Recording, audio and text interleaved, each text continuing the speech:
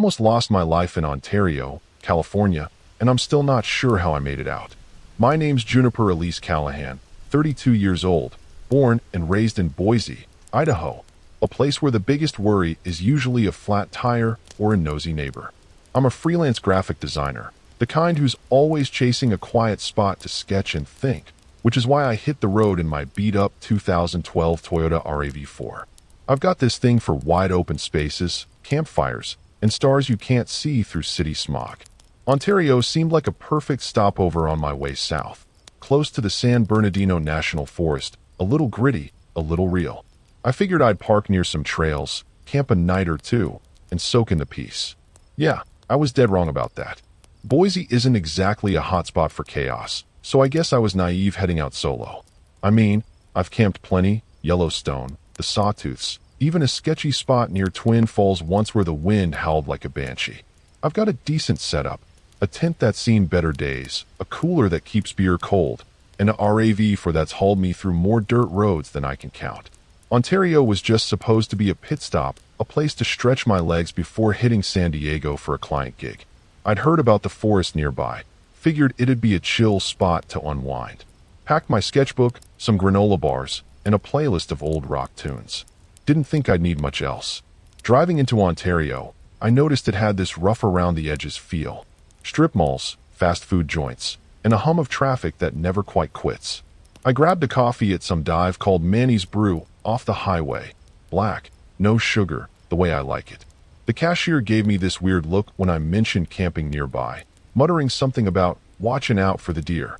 I laughed it off. Deer? What's a deer gonna do, nibble my tires? I've seen plenty back home, and they're just big-eyed lawnmowers. Figured he was pulling my leg or just bored out of his mind.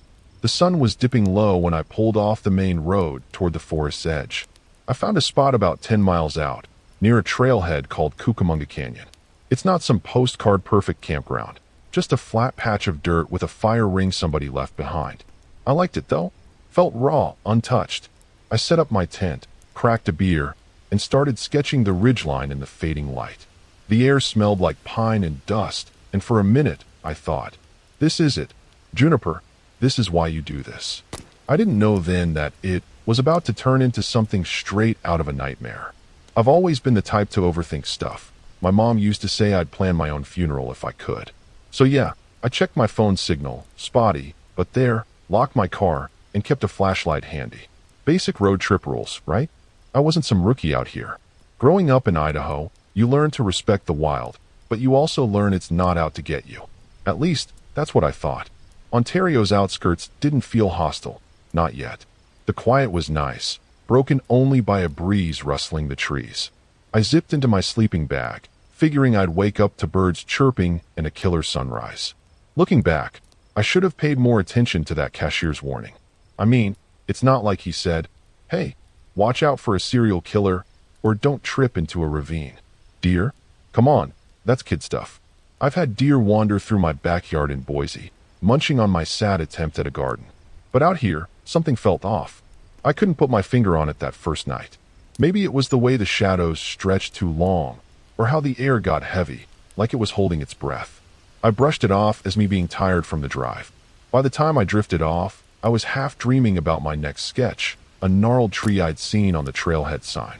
I didn't hear anything weird, no spooky footsteps or creepy whispers like in those cheesy horror flicks. Just silence, thick and deep. I figured I'd sleep like a rock, wake up, and hit the road again. That's how it always goes, right? You camp, you chill, you move on. Except this time, Ontario had other plans for me, and they weren't the kind you laugh about over beers later. The next morning started normal enough.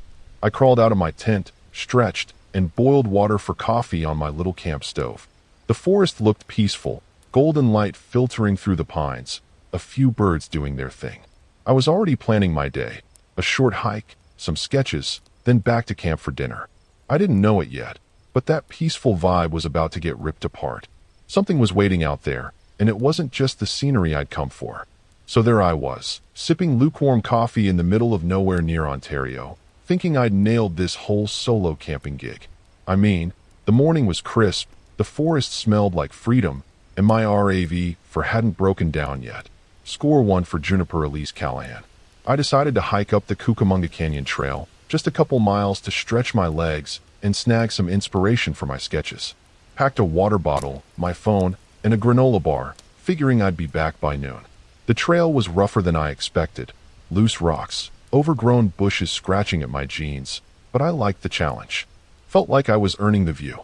About an hour in, I hit a snag. My phone's signal, already shaky, flatlined completely. No bars, no nothing. I'm not one of those always connected types, but out here, it's nice to know you can call for help if a bear decides your lunch. I shook it off. Boise hikes taught me to roll with it, and kept going. The trail climbed higher, and I started noticing these weird scratches on the trees. Not claw marks, exactly, but deep, jagged lines, like something big had scraped by. I told myself it was probably just some jerk with a knife, but it stuck in my head, you know? Then came the deer. I rounded a bend, and there it was, standing smack in the middle of the path, staring at me. Now, I've seen deer before, plenty of times. They're usually skittish, bolting at the first whiff of you. This one, it didn't move. Just locked eyes with me, head tilted funny, like it was sizing me up. Its fur looked matted, almost wet, and its antlers were crooked in a way that made my stomach twist. I muttered, "Hey, buddy, shoo," but it didn't budge. That's when I felt it, this creepy, disturbing vibe, like the air got thicker. I took a step back, and it finally loped off, but not before giving me one last look that still haunts me. I should have turned around right then.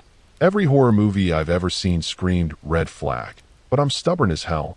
My dad always said it'd get me in trouble. I figured I'd just spook myself, that the deer was sick or something. Rabies, maybe? I kept hiking, but my mood was off.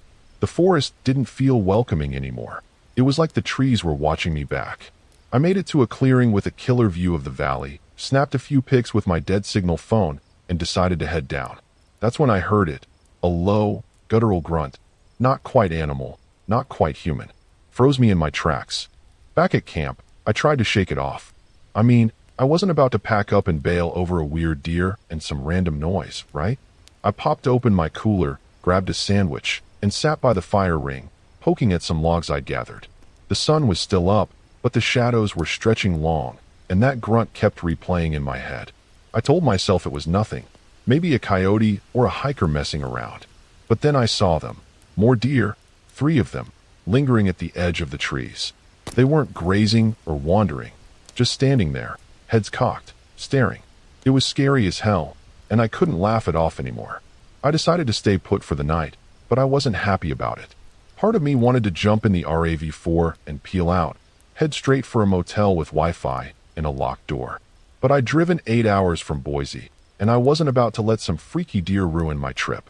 I double-checked my tent stakes, locked my car, and kept my flashlight close. Figured I'd tough it out, prove I wasn't some city girl spooked by wildlife. Looking back, that was the dumbest call I could have made. Like when you tell yourself one more episode at 2 a.m. and regret it all next day. Night fell, and those deer didn't leave. I could see their eyes glinting in the dark, reflecting my firelight. They weren't close, but they weren't far either, just hovering, silent, and wrong. I tried sketching to calm down, but my hands were shaky, and all I could draw were those twisted antlers. Then I heard that grunt again, louder this time, from somewhere deeper in the woods. My heart kicked up a notch. I told myself it was fine, that I'd dealt with worse, like that time a raccoon stole my boots in Idaho. But this felt different, disturbing different. By midnight, I was wide awake, clutching my flashlight like it was a lifeline. The fire was dying, and I didn't want to step out to grab more wood with those deer out there. I kept replaying that cashier's warning, watch out for the deer, and kicking myself for not asking more. What did he know that I didn't? The forest was dead quiet now, no crickets, no wind, just those eyes and that occasional grunt. I didn't know what was coming, but I could feel it, like when you're a kid and you're sure something's under the bed. Only this wasn't my imagination. I was sitting there in my tent, gripping that flashlight like it was going to save my soul, when everything went from creepy to straight-up horror. It was past midnight, and those deer were still out there, their eyes glowing like little demons in the dark. I kept telling myself, Juniper, chill, it's just wildlife. But then the grunting stopped, and that silence hit harder than any noise. I peeked through the tent flap, and the deer were gone. Poof, vanished. For a split second, I thought maybe I'd dodged whatever was brewing, but then I saw it. Something moving between the trees, tall and wrong, like a shadow stretched too far. My gut screamed at me to run, but my legs wouldn't listen. I fumbled with my flashlight, shining it toward the movement, and holy hell, I wish I hadn't. It wasn't a deer, wasn't a bear, wasn't anything I could name. This thing was lanky, hunched, with limbs that bent in ways they shouldn't, like a marionette some kid snapped and glued back together. Its head jerked toward the light, and I swear it had no face, just a blank, pale stretch where eyes should have been. My breath caught, and I dropped the flashlight, plunging me back into the dark. That's when the terror really kicked in. Something was clearly, horribly wrong out here in Ontario. I scrambled to my feet, heart pounding so loud I could hear it in my ears. I grabbed my keys from the tent pocket, thinking I'd bolt for the RAV4 and peel out. But then I heard it, a wet, raspy sound, like it was breathing right outside the tent. I froze, trying to stay quiet, but my hands were shaking so bad the keys jingled.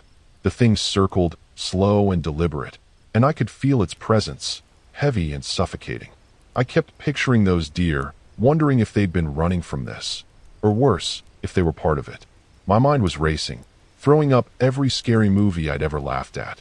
I don't know how long I sat there, curled up, barely breathing. Could have been minutes, could have been hours. The thing didn't leave, it just kept pacing, that raspy wheeze cutting through the night. I started bargaining with myself, like, okay, Juniper, if you make it to sunrise, you're out of here. But then the tent zipper moved, just a twitch, like something was testing it. I clapped a hand over my mouth to stifle a scream. Whatever this was, it wasn't random. It knew I was here, and it was messing with me, dragging out the horror like a cat with a half-dead mouse. I couldn't take it anymore. I had to see what I was dealing with. I snatched the flashlight again, flicked it on, and aimed it through the mesh window. The beam caught it full on this time, and my stomach dropped. It was taller than I'd thought, skin like damp clay, arms dangling past its knees. No face, but it turned toward me, and I swear it felt me looking. Then it moved, fast, lurching toward the tent, and I yelled, "Oh, hell no." I kicked at the flap, grabbed my boots, and bolted for the RAV4, not caring if I left everything behind. This wasn't some campfire ghost story. This was real, and it was scary as sin. The car was maybe 20 feet away, but it felt like a mile. I sprinted, keys in hand, praying the battery wasn't dead from the cold. That thing was behind me. I could hear it, all snapping twigs and that awful wheezing. I didn't look back. I'd seen enough. I hit the unlock button, yanked the door open, and dove inside, slamming it shut. My hands were a mess, fumbling the key into the ignition, but the engine roared to life. Thank God for Toyota. I flicked on the headlights, and there it was, right in front of me, blocking the path, just staring with that blank nothing where a face should be. I laid on the horn, hoping to scare it off, but it didn't flinch. It tilted its head, almost curious, and took a step closer. I threw the RAV4 into reverse, tires spinning on the dirt, and gunned it backward. The thing lunged, slamming a hand, or whatever that was, against the hood, leaving a dent I'd have to explain later. I swung the wheel, shifted to drive, and floored it, weaving through trees like I was in some messed-up rally race. My heart was in my throat, and all I could think was, get out, get out, get out. I don't know how far I drove, maybe a mile, maybe less, but I didn't stop until the forest thinned out and I hit a paved road. My headlights caught a sign for some backcountry route, and I pulled over, hands still shaking on the wheel. I kept checking the mirrors, expecting that thing to come loping out of the dark. It didn't, but the quiet wasn't comforting anymore. It was disturbing, like the calm before a storm you know is gonna wreck you. I wasn't safe yet, and I knew it. I was parked on that lonely road outside Ontario, engine still rumbling, trying to catch my breath after flooring it away from that faceless nightmare. My hands were glued to the steering wheel, knuckles white, and I kept glancing at the rearview mirror like that thing was gonna pop up any second. I mean, I'd just dented my RAV4 escaping a horror show. My insurance lady was gonna love that story. I took a shaky breath, telling myself, okay, Juniper, you're alive, just drive. But then the headlights flickered, and my heart sank. No way was this happening now, not when I was so close to getting out. I turned the key again, and the engine sputtered, once, twice, then died. Dead. Silent. I cursed under my breath, popping the hood like I had a clue what to fix. I'm no mechanic, but I've jump-started enough rigs in Boise winters to fake it. I grabbed my flashlight, stepped out, and propped the hood up, shining the beam on the battery. Looked fine, but what do I know? That's when I heard it. A rustle in the trees, too close for comfort. My skin prickled, and I swung the light around, praying it was just a raccoon. Nope. Those damn deer were back. 3 of them.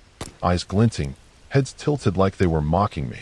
I ducked back into the RAV4, locking the doors, but those deer didn't move. Just stared, unblinking, creepy as hell. Then that raspy wheeze cut through the night again, and I knew it wasn't over. That thing was out there, and I was a sitting duck with a dead car. I fumbled for my phone, still no signal, cursing every horror movie trope I'd ever laughed at. Come on, Juniper, think, I muttered. I had a half-full gas can in the back from my Boise prep habits. Maybe I could siphon it, get the engine going. But that meant stepping out again, and every instinct screamed no. The wheezing got louder, closer, and I saw it. Lurching out of the trees, that faceless freak coming straight for me. I didn't think. I just acted. I grabbed the gas can, popped the door, and bolted to the hood, splashing fuel like a maniac while that thing closed in. My hands were slick, shaking, but I got the cap off, poured what I could into the tank, and slammed the hood down. It was 10 feet away now, arms swinging, moving fast. I dove back inside, turned the key, and, miracle of miracles, the engine roared. I hit the gas, tires screeching, and peeled out, clipping one of those deer as I went. I drove like a bat out of hell, weaving down that back road, headlights bouncing off the pavement. That thing chased me. I could see it in the side mirror, keeping pace, all jerky and wrong. My speedometer hit 60, then 70, and I didn't care about potholes or cops. Just pure, scary survival. I kept thinking about my mom back in Boise, how she'd kill me herself if I died out here. The road curved, and I lost sight of it for a second, but then it burst out ahead, blocking me again. I swerved hard, nearly rolling the RAV4, tires screaming as I fishtailed onto a gravel shoulder. It was a life-and-death split second. I could stop and face that thing or gun it and pray.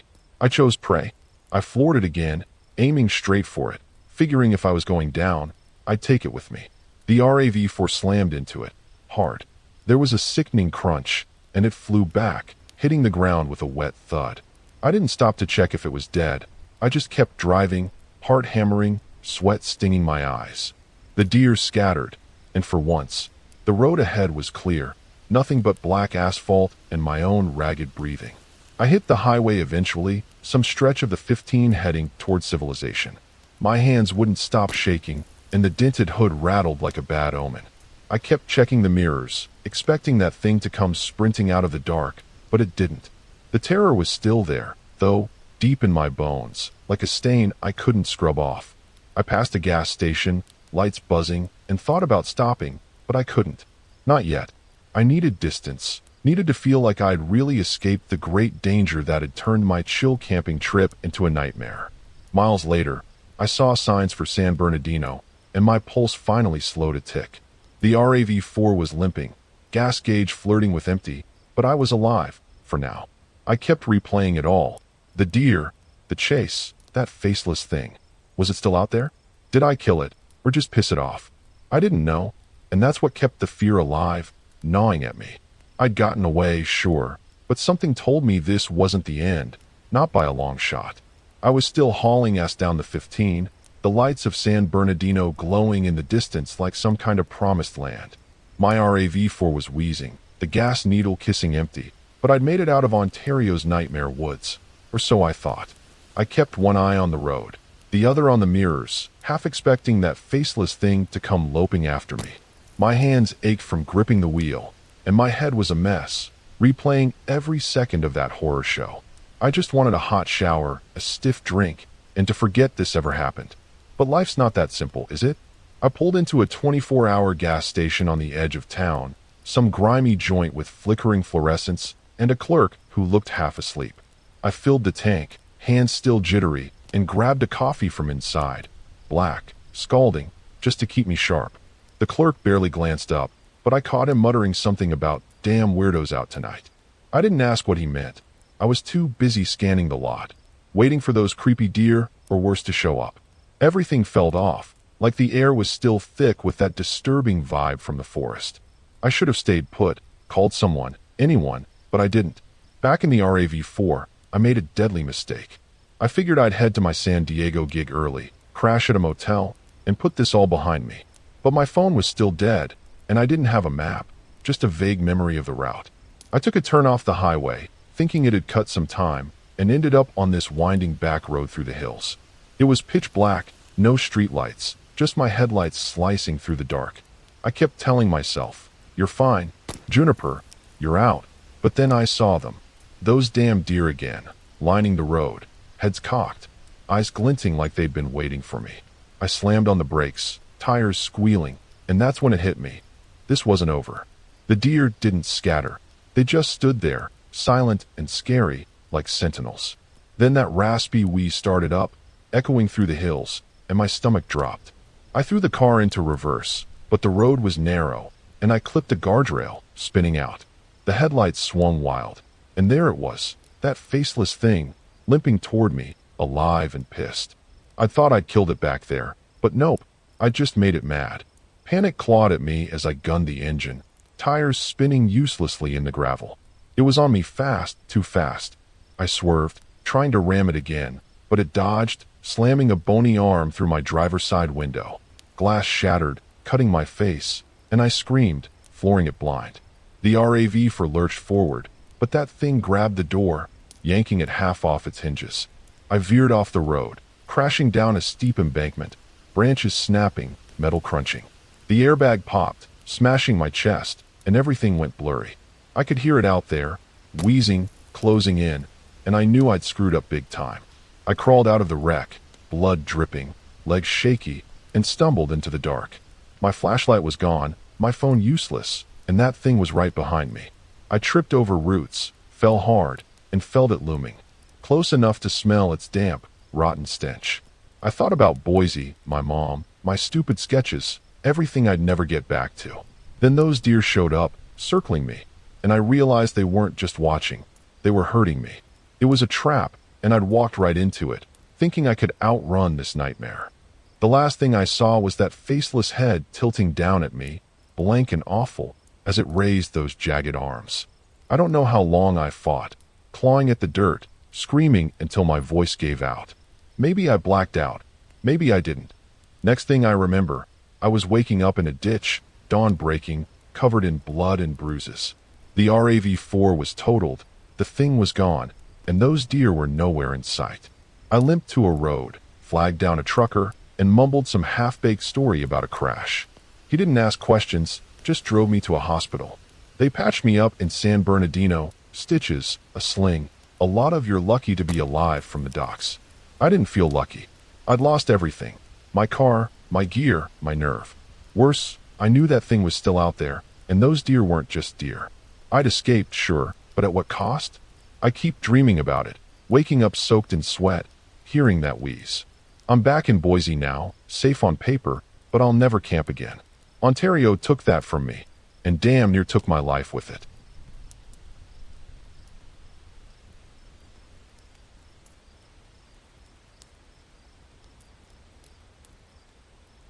I almost lost my life in Ontario, California, and I still wake up tasting the fear. My name's Thane Jericho Maddox, 38, from Reno, Nevada, a city where the lights never dim, but the shadows run deep. I'm a welder by trade, the kind of guy who's got scars on his hands and a restless itch in his soul, always chasing the next open road. I'd been crisscrossing the West in my 2010 Ford F-150, a beast of a truck that's hauled me through deserts and mountains alike. Camping's my escape, tossing a tent in the bed, cracking a beer, and letting the stars drown out the noise in my head.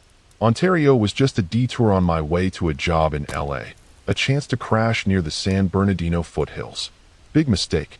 Reno's a gritty place, full of gamblers and dreamers, so I'm used to roughing it. I've camped in spots that'd make most folks turn tail, high desert with no water, backwoods with sketchy locals. My F-150's got dents and rust, but it's reliable, packed with a cooler, a sleeping bag, and a toolbox that's saved my ass more than once. I'd heard Ontario had some decent trails, Figured I'd park near Mount Baldy Road, set up for a night, and roll out at dawn. Seemed simple enough. Get some quiet, weld some pipes in LA, cash the check. I didn't plan on the scary shit that'd unfold. Driving into Ontario, I felt the shift, hustle of the city fading into that dusty, industrial sprawl. I stopped at a joint called Raul's Tacos off the 10, grabbed a couple of carne asada beauties, and chatted up the cook. He was a wiry guy, missing a tooth, who smirked when I said I was camping up the road. "Careful up there, man. Folks see weird stuff," he said, flipping tortillas. I grinned, figuring he meant drunks or coyotes. "I've handled worse," I shot back, tossing him a tip. Should have listened closer, but I've never been one for warnings. I found my spot about 15 miles out, a turnout near Icehouse Canyon. Nothing fancy, just a gravel patch with a view of the peaks. The sun was dipping, painting the sky bloody orange, and I hopped into the truck bed to set up. Threw down a tarp, pitched my tent, and built a small fire with some dry brush I'd scrounged. The air was cool, sharp with pine, and I cracked a can of IPA, letting the quiet settle in. It was perfect for a minute. Me, my truck, and the wild. I even pulled out my harmonica, played a few bars of some old blues tune. Felt like I'd earned this. I'm not the paranoid type. Reno'll toughen you up quick, but I've got habits. Locked the F-150, kept my pocket knife handy, and made sure the fire wouldn't spread. Back home, I dealt with nosy critters and the occasional tweaker, so I figured I was set. The night was still, no wind, just the crackle of flames and a distant owl hoot. I crawled into the tent, zipped up, and let the beer buzz lull me. Thought I'd sleep hard, wake up to coffee and a sunrise. Yeah, that's how it's supposed to go, right? Not this time. Looking back, I should have clocked the signs earlier. The way the taco guy's smirk didn't reach his eyes, or how the canyon felt too quiet, like it was holding something back. I've camped enough to know nature's got a rhythm, and this place was offbeat. But I shrugged it off, chalking it up to a long drive and too much road dust in my lungs. I didn't hear anything weird that first night. No spooky whispers or footsteps, just a heavy stillness that stuck with me. I drifted off, clueless that Ontario was about to turn my chill trip into a disturbing mess. Morning hit, and I crawled out, stiff but alive. The fire was ash, the air crisp, and my F-150 sat there like an old friend. I boiled water on a camp stove, sipped some instant coffee, black as tar, the way I like it, and scoped out the canyon. Figured I'd hike a bit, stretch my legs before the LA grind. The peaks loomed, rugged and inviting, and I felt that pull to explore. Packed a water bottle, my knife, and a protein bar, ready for a quick loop. Didn't know then that I was stepping right into something I couldn't weld my way out of. I was halfway through my coffee when I noticed it. A faint smell, sour and off, like something rotting just out of sight. Brushed it off as roadkill or a dead bush, but it lingered, nagging at me. I shook my head, muttering, "Get a grip, Thane," and kicked dirt over the fire pit. Whatever it was, I'd deal with it later. I had no idea later was going to come crashing down hard, with a side of terror I'd never signed up for. So there I was, sipping that tar black coffee, ready to tackle a quick hike up Icehouse Canyon like it was no big deal. I'd laced up my boots, slung a water bottle over my shoulder, and figured I'd be back at camp by lunch. Maybe grill a burger on the fire later. The trail started easy enough, a dirt path winding through pines and boulders, the kind of place that makes you feel small in a good way. I've hiked tougher spots back in Nevada, so I wasn't sweating it. But about a mile in, things started going sideways, and not in the oops, I forgot my map kind of way. First off, that sour smell from earlier? It hit me again, stronger this time, like something dead had parked itself nearby. I scanned the brush, half expecting a mangled rabbit or a coyote's leftovers, but nada, just trees and rocks. I shook it off, muttering, "Probably just the wind," and kept trucking. Then my boot caught on something. A tangle of wire, rusted and half buried in the dirt. Looked like old fencing, but it was twisted up weird, like someone, or something, had ripped it apart. I kicked it aside, but it left me with this itchy feeling, you know? A little farther up, I spotted movement. Deer, 2 of them, standing off the trail. Now, I've seen deer plenty in Reno, usually darting across highways or nibbling on shrubs. These ones, they didn't bolt, just stood there, heads tilted at this creepy angle, staring me down with eyes that didn't blink. I stopped, gave a little whistle like, "Hey, move it." But they didn't budge. The air got heavy, and I felt this disturbing prickle up my spine. "All right, weirdos," I said under my breath, and kept going. But their gaze stuck with me like a bad hangover. I should have turned back right then. I'm not dumb. I know a red flag when I see one. But I've got this stubborn streak, probably from too many late nights welding through storms. I told myself it was just a couple of freaky deer, maybe sick or something. Kept hiking, pushing up a steeper stretch, and that's when I heard it. A low, rumbling growl, not like a dog or a bear, more like a machine choking on gravel. It echoed through the canyon, and I froze, heart kicking up a notch. Looked around, saw nothing but trees, and figured it was a trick of the wind. Yeah, right. Back at camp, I tried to shrug it off. Dropped my gear by the truck, cracked a beer, and poked at the fire pit, getting it going again. The sun was still high, but those deer and that growl kept gnawing at me. I sat on the tailgate, sipping slow, watching the tree line. Then I saw them. More deer, for now, lurking just past the clearing. Same deal, heads cocked, eyes locked on me, not moving an inch. It was scary as hell, like they were waiting for something. I tossed an empty can their way, hoping to spook them, but they didn't flinch, just stared. I had a choice to make, pack up and bail, or stick it out. Part of me wanted to jump in the truck and peel out, find a motel with a shower and a TV.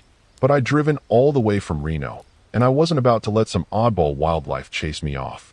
Tough it out, Thane, I told myself, like I was psyching up for a bar fight.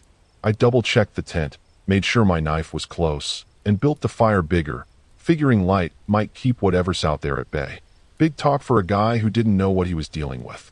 Night rolled in, and those deer didn't budge. I could see their eyes catching the firelight, glowing like little warning signs. That growl came again, closer this time, rumbling through the dark. I gripped my beer can tighter, telling myself it was just a mountain lion or a busted engine somewhere down the road. But deep down, I knew better. This wasn't normal. I tried playing my harmonica to calm my nerves, but the notes sounded shaky, and I gave up quick. The canyon felt alive, watching me, and I couldn't shake the feeling I'd stepped into something bad. By midnight, I was wired, sitting by the fire, knife in hand. The growl stopped, but the silence was worse, thick, suffocating, like the whole damn forest was holding its breath. Those deer stayed put, and I kept catching whiffs of that sour stink, now mixed with something metallic, like old blood. I didn't know what was coming, but it was coming. I could feel it, like when you're a kid and you know the bully's waiting around the corner. Only this wasn't some punk with a fist. This was something way uglier. I was hunched by that fire, knife in one hand, beer can crushed in the other, when the night went from weird to full-on horror. Those deer were still out there, eyes glowing like damn traffic lights, and the air was so thick with that sour metal stink I could taste it. I kept telling myself, Thane, you've got this, just animals being dumb. But then the growl came back, louder, closer, rattling my bones. I stood up, scanning the dark, and that's when I saw it. Something big, moving through the trees, not like a bear or a guy, just wrong, all angles and jerking steps. My gut dropped, and I knew I was in deep. I flicked on my flashlight, aiming it where I'd seen the movement, and holy hell, I regretted it fast. This thing wasn't human, tall, wiry, with skin like peeled bark and arms that swung too low. Its head was a mess, twisted back like it had been snapped, and it had these jagged spikes sticking out where a neck should be. No eyes, no mouth, just a nightmare stitched together. It stopped when the light hit it, then lurched forward, and I yelled, "What the hell?" My voice cracked, but I couldn't look away. This was scary, real scary, and something was clearly off the rails. I bolted for the truck, thinking I'd lock myself in and figure it out, but that thing moved fast, too fast.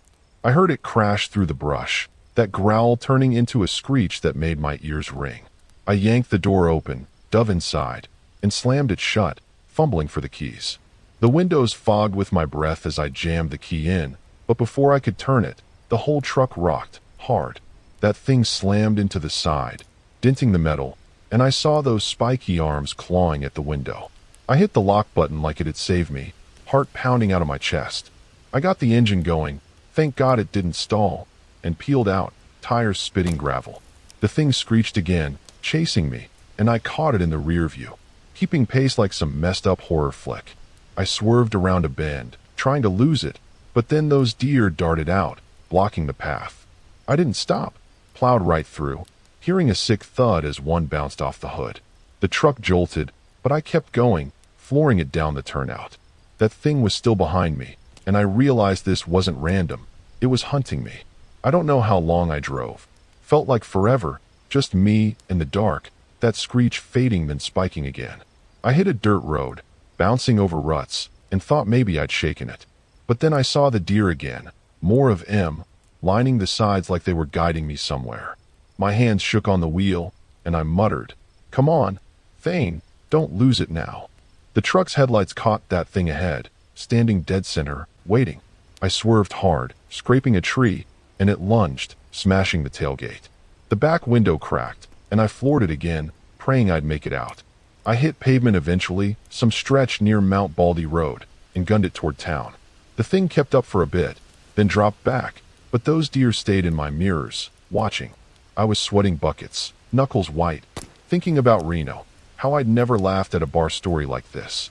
The truck was beat to hell, creaking and rattling, but it held. I kept driving, no plan, just pure adrenaline, telling myself I'd stop when I saw lights. Real lights, not those creepy deer eyes. I pulled into Ontario proper, past warehouses and gas stations, and parked under a street lamp near some dive called the Rusty Spur. Engine off. I sat there, breathing hard, checking every shadow. The screech was gone, the deer weren't around, but that didn't mean squat. I could feel it, that disturbing weight still hanging over me. I grabbed my knife from the seat, clutching it like a lifeline, and tried to piece it together. What was that thing? Why me? My camp was trashed, my trip ruined, and I wasn't sure I'd really gotten away. People walked by the bar, laughing, clueless, while I sat there, wired and wrecked. I kept replaying it. The deer, the chase, that spiky freak. I'd welded through storms, fought drunks in Reno alleys, but this was terror I didn't know how to fight. The street lamp buzzed, and I caught a whiff of that sour stink again. Faint, but there. I didn't move, just stared out the cracked windshield, knowing whatever I'd run into wasn't done with me yet. I was parked under that buzzing street lamp outside the Rusty Spur, knife in hand, trying to convince myself I'd outrun the nightmare. My truck was a mess, dented, scratched, tailgate half-caved, and I was still shaking like a leaf in a storm. I kept sniffing the air, catching that sour metal whiff, and every shadow made me jump. I figured I'd wait till dawn, then haul ass to LA, forget this ever happened. But then the street lamp flickered, and that screech ripped through the night again. Close, too close. No way was I safe here. I had to move. I turned the key, and the engine coughed. Once, twice, before roaring to life. Thank God for small mercies. I peeled out, tires squealing on the asphalt, heading for the highway. My plan was simple. Get the hell out of Ontario, find a cop or a crowd, anything to shake this thing. But as I hit the 10, I saw them in the mirrors, those damn deer, sprinting along the shoulder, keeping pace. My stomach twisted. This wasn't over. Then that spiky freak burst out of the dark, lurching onto the road ahead, and I knew it was life or death now. I floored it, pushing the truck past 80, weaving through late-night traffic. Horns blared, but I didn't care. That thing was gaining, dodging cars like it was playing some sick game. I swerved hard, nearly clipping a semi, and it jumped, landing on the hood with a crunch. The windshield spiderwebbed, and I yelled, "Get off, you bastard!" I slammed the brakes, then gunned it again, trying to shake it. It clung on, clawing at the glass, spikes scraping like nails on a chalkboard. My heart was in my throat. This was scary as hell. I jerked the wheel, fishtailing across lanes, and it slid off, tumbling into the road. I didn't stop to cheer. Kept driving, eyes darting between the mirrors and the dark ahead. The deer were still there, running alongside, and I realized they weren't just chasing. They were hurting me, pushing me off the highway. I took an exit fast, some random off-ramp into a maze of back streets, hoping to lose them. The truck rattled, engine whining, but I couldn't slow down, not with that thing out there, ready to turn this into a great, ugly danger. I hit a stretch of industrial lots, warehouses, chain-link fences, no people. The screech came again, and I saw it in the side mirror, bounding over a dumpster like it was nothing. I pushed the truck harder, tires smoking, and took a sharp turn down an alley. Big mistake. It dead-ended at a loading dock, and I slammed the brakes, skidding to a stop. The deer piled in behind me, blocking the way out, and that thing loomed up, closing the gap. I was trapped, and it knew it. I grabbed my knife, thinking, if I'm going down, I'm swinging. I kicked the door open and jumped out, knife up, ready to fight. It lunged, fast and wild, and I dodged, slashing at its arm. The blade bit in, tearing that bark-like skin, and it screeched, staggering back. I didn't wait, bolted past it, aiming for a gap in the fence. The deer charged, but I vaulted over a crate, scraping my leg bloody, and squeezed through. I ran blind, lungs burning, hearing it crash after me. My only shot was distance, so I kept going, weaving through the maze of buildings, praying I'd hit a main road. I burst onto a street, Euclid Avenue, I think, lit up with traffic and a few late-night stragglers. The screech faded, and I risked a look back. Nothing. No deer, no spiky freak, just empty pavement. I doubled over, hands on my knees, gasping, blood dripping from my leg. The truck was back there, probably toast, but I was alive, for now. I limped toward a gas station, lights blazing, figuring I'd call for help, get a tow, something. The terror hadn't let go, though. I kept checking over my shoulder, expecting it to come barreling out. I made it to the station, banged on the locked door, till a grumpy clerk let me in. "You look like hell," he said, and I just nodded, too winded to argue. I borrowed his phone, mine was still in the truck, and called a buddy in LA, mumbling about a crash. He didn't buy it, but he said he'd come. I sank onto a curb outside, knife still in hand, watching the dark. I'd gotten away, sure, but it felt temporary, like I'd only delayed the inevitable. That thing was still out there, and I had a bad feeling it wasn't done with me. I was sitting on that curb outside the gas station, bloody and beat, clutching the clerk's borrowed phone like it was my last link to sanity. My buddy Rico from LA was on his way, probably thinking I'd lost it with my half-assed crash story. The night was quiet now. No screeches, no deer eyes glinting, just the hum of the freeway and a flickering neon sign. I kept my knife out, scanning the shadows, still tasting that sour metal stink on the air. I'd escaped, yeah, but it didn't feel like a win, just a breather before the next round of horror kicked in. Rico rolled up an hour later in his beat-up Chevy, took one look at me, and whistled. "Man, you look like you fought a bear and lost." I grunted, climbing in, too tired to explain. I told him the truck was trashed back in that alley, said we'd deal with it later. He shrugged, cranked the radio, and we headed west toward LA. I kept checking the side mirror, expecting that spiky thing to lunge out of the dark, but the road stayed clear.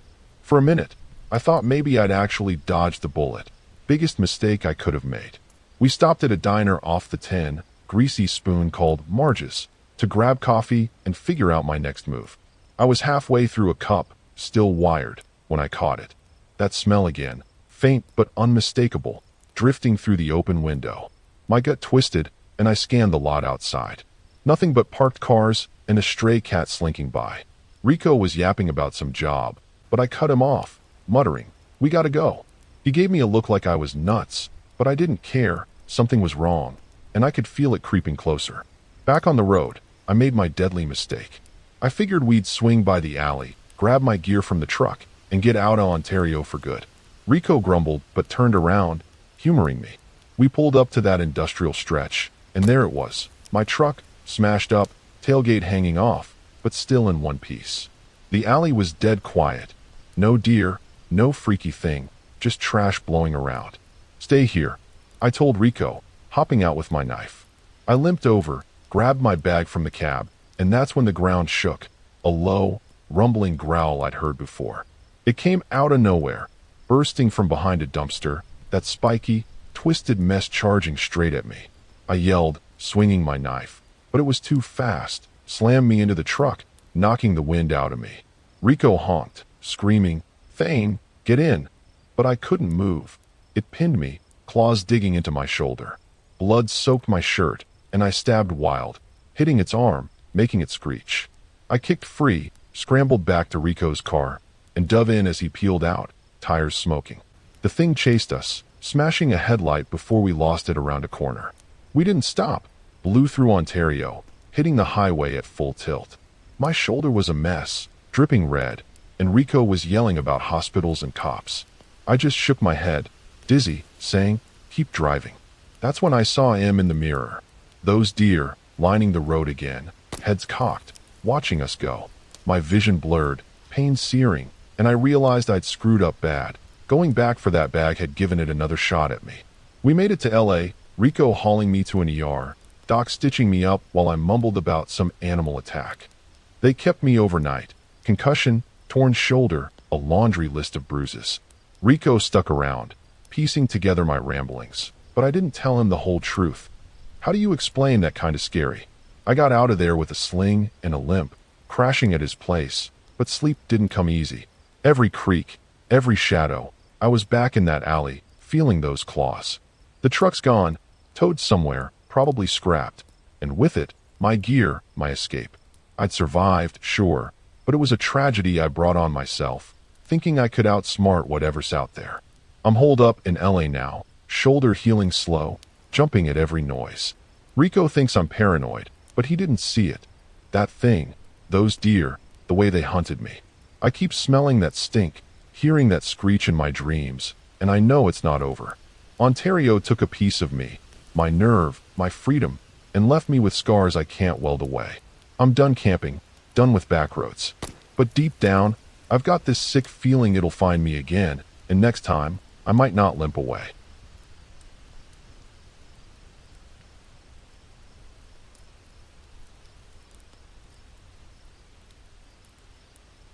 I almost lost my life in Ontario, California, and I'm still trying to figure out how I walked away. My name's Sable Rue Tanner, 29, from Tucson, Arizona, a place where the sun fries you alive and the nights cool off just enough to breathe. I'm a delivery driver, the kind who's logged more miles than most, hauling packages in my 2013 Chevrolet Silverado. I love the road, the freedom of it, and when I'm not working, I'm camping, tent, cooler, a beat-up guitar I strum badly. Ontario was a stopover on a run to LA, a chance to crash near the Chino Hills and recharge. Didn't expect it to turn into a nightmare. Tucson's all desert and dust, so I'm used to roughing it. Campsites with no water, nights dodging scorpions. My Silverado's my lifeline, packed with dents, a tarp, and enough gear to survive a week off-grid. I'd heard Ontario had some quiet spots near the state park. Figured I'd park, set up, and enjoy a night under the stars before my next drop-off. It was a no-brainer. Drop the load, camp, hit LA by noon. I've done it 100 times. Just me and the open road, no fuss. Yeah, that's what I thought. Rolling into Ontario, I felt the shift, sprawling warehouses, fast food neon, a gritty hum that's different from Tucson's dry buzz. I stopped at a place called Lupe's Burgers off Holt Boulevard, grabbed a greasy double with fries, and shot the breeze with the cashier. She was a tired-looking gal, maybe 40, who raised an eyebrow when I mentioned camping nearby. "Watch yourself out there," she said, sliding my change. "People go missing sometimes." I smirked, figuring she was exaggerating for kicks. "I'll be fine." I tossed back, pocketing the coins. Should have taken her seriously. I found my spot about 10 miles out, a pull-off near Chino Hills State Park, just a dirt patch with a view of rolling ridges. The sun was dipping low, sky turning purple, and I hopped out to set up. Threw a tarp over the truck bed, pitched my tent beside it, and got a small fire going with some sticks I'd scavenged. The air was cool, earthy, and I cracked a soda, strumming a few chords on my guitar, some old Johnny Cash tune, off-key but mine. It felt good, like I'd carved out a little piece of peace. I'm not some jumpy type. Tucson's taught me to handle my own, from flat tires to sketchy gas stations. I locked the truck, tucked my multi-tool in my pocket, and made sure the fire wouldn't spread. Night settled in, quiet except for the crackle of flames and a faint rustle in the brush. I zipped into my tent, stretched out, and let the road fatigue pull me under. Thought I'd sleep like a rock, wake up to birds and a killer sunrise. That's how it's always gone, until Ontario decided to flip the script. Looking back, I should have clocked that cashier's warning harder. People go missing isn't just small talk, it's a neon sign I breezed past. But I was too busy soaking in the vibe, thinking I'd seen it all. The quiet out there wasn't right, though, too still, like the hills were holding their breath. I didn't hear anything spooky that first night, No ghostly moans or creepy critters, just a heavy hush that clung to me. I drifted off, clueless that I'd parked myself smack in the middle of something disturbing. Morning hit, and I crawled out, bleary-eyed but breathing. The fire was ash, the air sharp, and my truck sat there, loyal as ever. I brewed some instant coffee, strong, no sugar, the way I like it, and scoped the ridges. Figured I'd take a short walk, stretch my legs before breaking camp and hitting LA. The hills looked rugged, calling me out, and I grabbed my water bottle and multi-tool, ready for a quick loop. Didn't know I was about to step into a mess I couldn't drive out of. I was sipping my coffee when I noticed it, a faint hum, low and steady, like a generator buried somewhere deep. Brushed it off as a park ranger's rig or some utility line, but it stuck with me, buzzing in the back of my head. I shook it off, muttering, "Relax, Sable," and kicked dirt over the fire pit. Whatever it was, I'd handle it later. Too bad later was gonna crash down like a ton of bricks, with a side of terror I never saw coming. So there I was, finishing that bitter coffee, ready to take a quick hike around Chino Hills before breaking camp and hitting the road. I'd tossed my water bottle and multi-tool in a small pack, figuring I'd be back in an hour, plenty of time to make LA by noon. The trail started chill, just a dusty path winding through scrub and oaks, the kind of quiet I live for. I've trekked rougher stuff in Tucson, dodging cacti and heat stroke, so this felt like a cakewalk. But about 20 minutes in, things started getting weird, and not in a forgot my sunscreen kind of way. That hum I'd heard earlier? It was back, louder now, vibrating through the ground like something alive. I stopped, squinting at the hills, trying to pin it down. Maybe a pump station or a hidden rig. Nothing showed, just dry grass and rocks. I shook it off, muttering, "Probably just pipes," and kept going. Then I tripped over something. Metal, rusted, sticking out of the dirt like a claw. Looked like an old hatch or grate, half buried and scratched up. I nudged it with my boot, and it groaned, low and hollow. Gave me a creepy chill, but I brushed it off as junk. A bit farther, I saw movement up ahead. Thought it was a hiker or a critter, but nope. It was a figure, sorta, standing way off by a ridge, too still to be normal. Couldn't make out details, just a dark shape, tall and thin, kinda swaying. I waved, hollering, "Hey, you good?" No answer, no wave back, just that eerie stillness. The hum pulsed louder, syncing with my heartbeat, and I got this disturbing itch, like I was being watched. I told myself it was some weirdo camper, but it didn't sit right. I should have bailed right then. Every delivery run I've ever done says trust your gut, but I'm hard-headed, always have been. Figured I'd spooked myself, that it was just a trick of the light or a loner minding their own. I kept hiking, pushing up a rise, and that's when I heard it, a sharp, metallic clank, like something heavy shifting underground. It stopped me cold, echoing through the hills. I spun around, saw nothing but that figure still standing there, swaying like a broken puppet. My skin crawled, and I knew something was off. Back at camp, I tried to shake it loose. Dropped my pack by the truck, popped a soda, and stoked the fire pit, letting the crackle drown out that hum still buzzing in my ears. The sun was high, but that figure and the clank kept nagging at me. I sat on the tailgate, sipping slow, eyeballing the tree line. Then I saw it again. Same shape, way out past the ridge, just watching. No face, no movement, just there. It was scary, plain and simple, and I couldn't laugh it off like a bad roadside diner story. I had a call to make. Pack up and roll, or stick it out. Part of me wanted to jump in the truck and burn rubber back to Tucson. Forget LA altogether. But I'd already dropped my load, and I wasn't about to let some creepy hiker ruin my downtime. Suck it up, Sable, I told myself, like I was psyching up for a double shift. I checked the tent, made sure my multi-tool was handy, and piled more wood on the fire, thinking light might keep the weirdness at bay. Dumb move, looking back. Night dropped fast, and that figure didn't budge, still out there, a black smudge against the hills. The hum got steadier, deeper, rattling my teeth, and I couldn't tell if it was real or in my head. I strummed my guitar, trying to settle my nerves, but the strings sounded off, like the air was swallowing the notes. Then I heard another clank, closer, sharper, right under my feet. I jumped up, soda spilling, and shone my flashlight around. Nothing but dirt and my own shadow, but the vibe was all wrong, disturbing wrong. By midnight, I was wide awake, pacing by the fire, multi-tool in hand. The hum wouldn't quit, and that figure stayed put, swaying like it was taunting me. I kept catching whiffs of something sharp, like ozone or burnt wire, mixing with the smoke. No birds, no crickets, just that sound and that shape, pressing in. I didn't know what was brewing, but it was brewing fast, like when you're a kid and you feel the storm before the thunder hits. Only this wasn't rain coming. This was something I wasn't ready for. I was pacing by that fire, multi-tool gripped tight, when the night turned from spooky to straight-up horror. The hum was drilling into my skull now, steady and low, like a heartbeat I couldn't shake. That figure was still out there, swaying on the ridge, and I kept telling myself, Sable, it's just some creep, chill. But then the ground twitched, barely a shudder, but enough to spill my soda can. I froze, flashlight in hand, and that's when I saw it. The dirt by my tent rippling, like something was pushing up from below. My stomach flipped. This was way past weird. I swung the light over, and holy crap, I wish I'd stayed blind. The ground cracked open, slow and jagged, and this thing climbed out, metal and meat mashed together, all gears and sinew, like a machine somebody stitched a corpse into. It was tall, hunched, with arms that clicked and whirred, ending in claws that glinted wet. Its head jerked, half a faceplate dangling, showing raw flesh underneath, and it locked onto me with one glowing eye.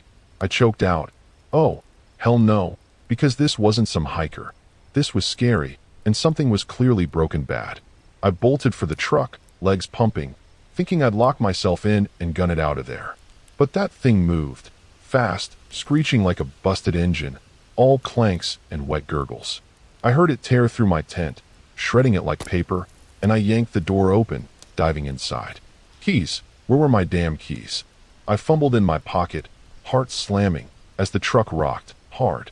That thing smashed into the side, clawing at the window, cracking the glass. I jammed the key in, turned it, and the engine roared just as it punched through, claw scraping my arm. I peeled out, dirt flying, aiming for the road. The thing chased me, leaping over rocks, that hum spiking into a shriek that made my ears bleed.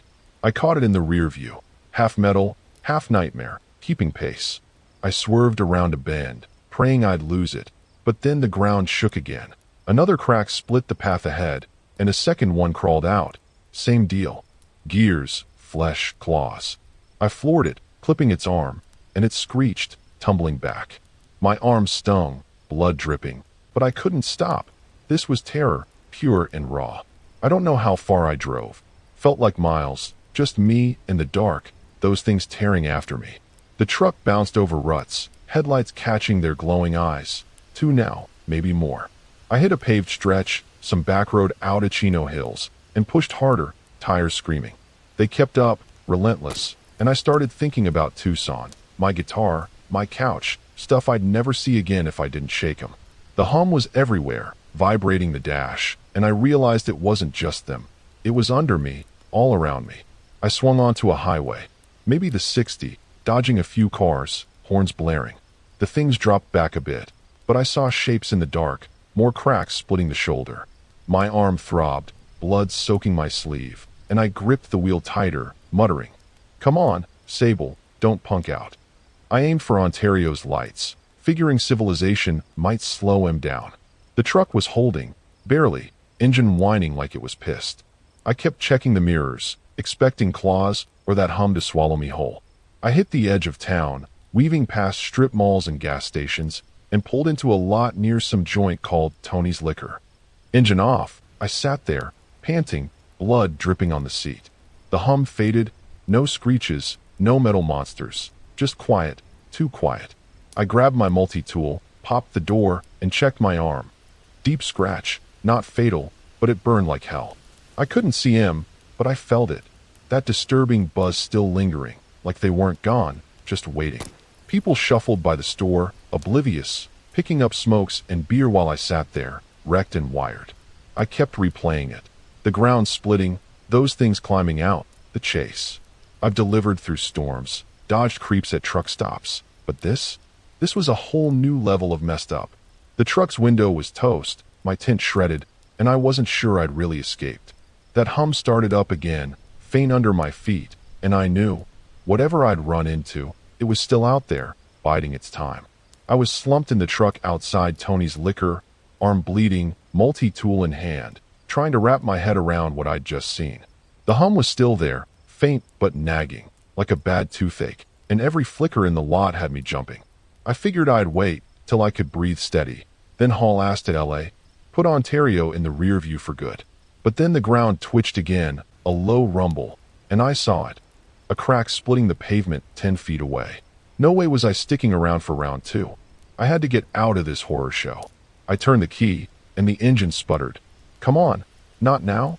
It caught on the third try, roaring loud, and I peeled out, tires screeching past the store. My arm throbbed, blood slick on the wheel, but I aimed for the highway, thinking speed was my only shot. Then they came, those metal meat freaks, bursting from the crack, claws glinting under streetlights. 2, 3, hell, maybe more, charging after me. I floored it, weaving through traffic, horns blasting as I cut off a sedan. This was life or death, no question.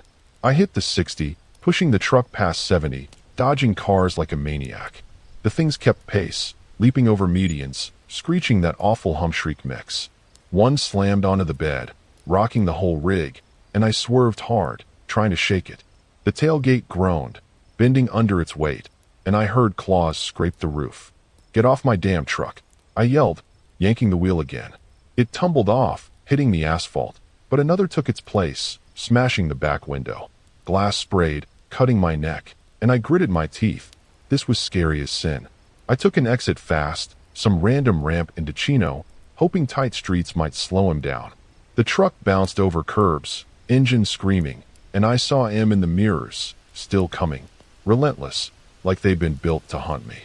I swung down a residential stretch, houses, lawns, normal life, and one leaped, clawing the driver's door. The metal buckled, and I veered into a mailbox, snapping it clean off. Neighbors peeked out, yelling, but I couldn't stop.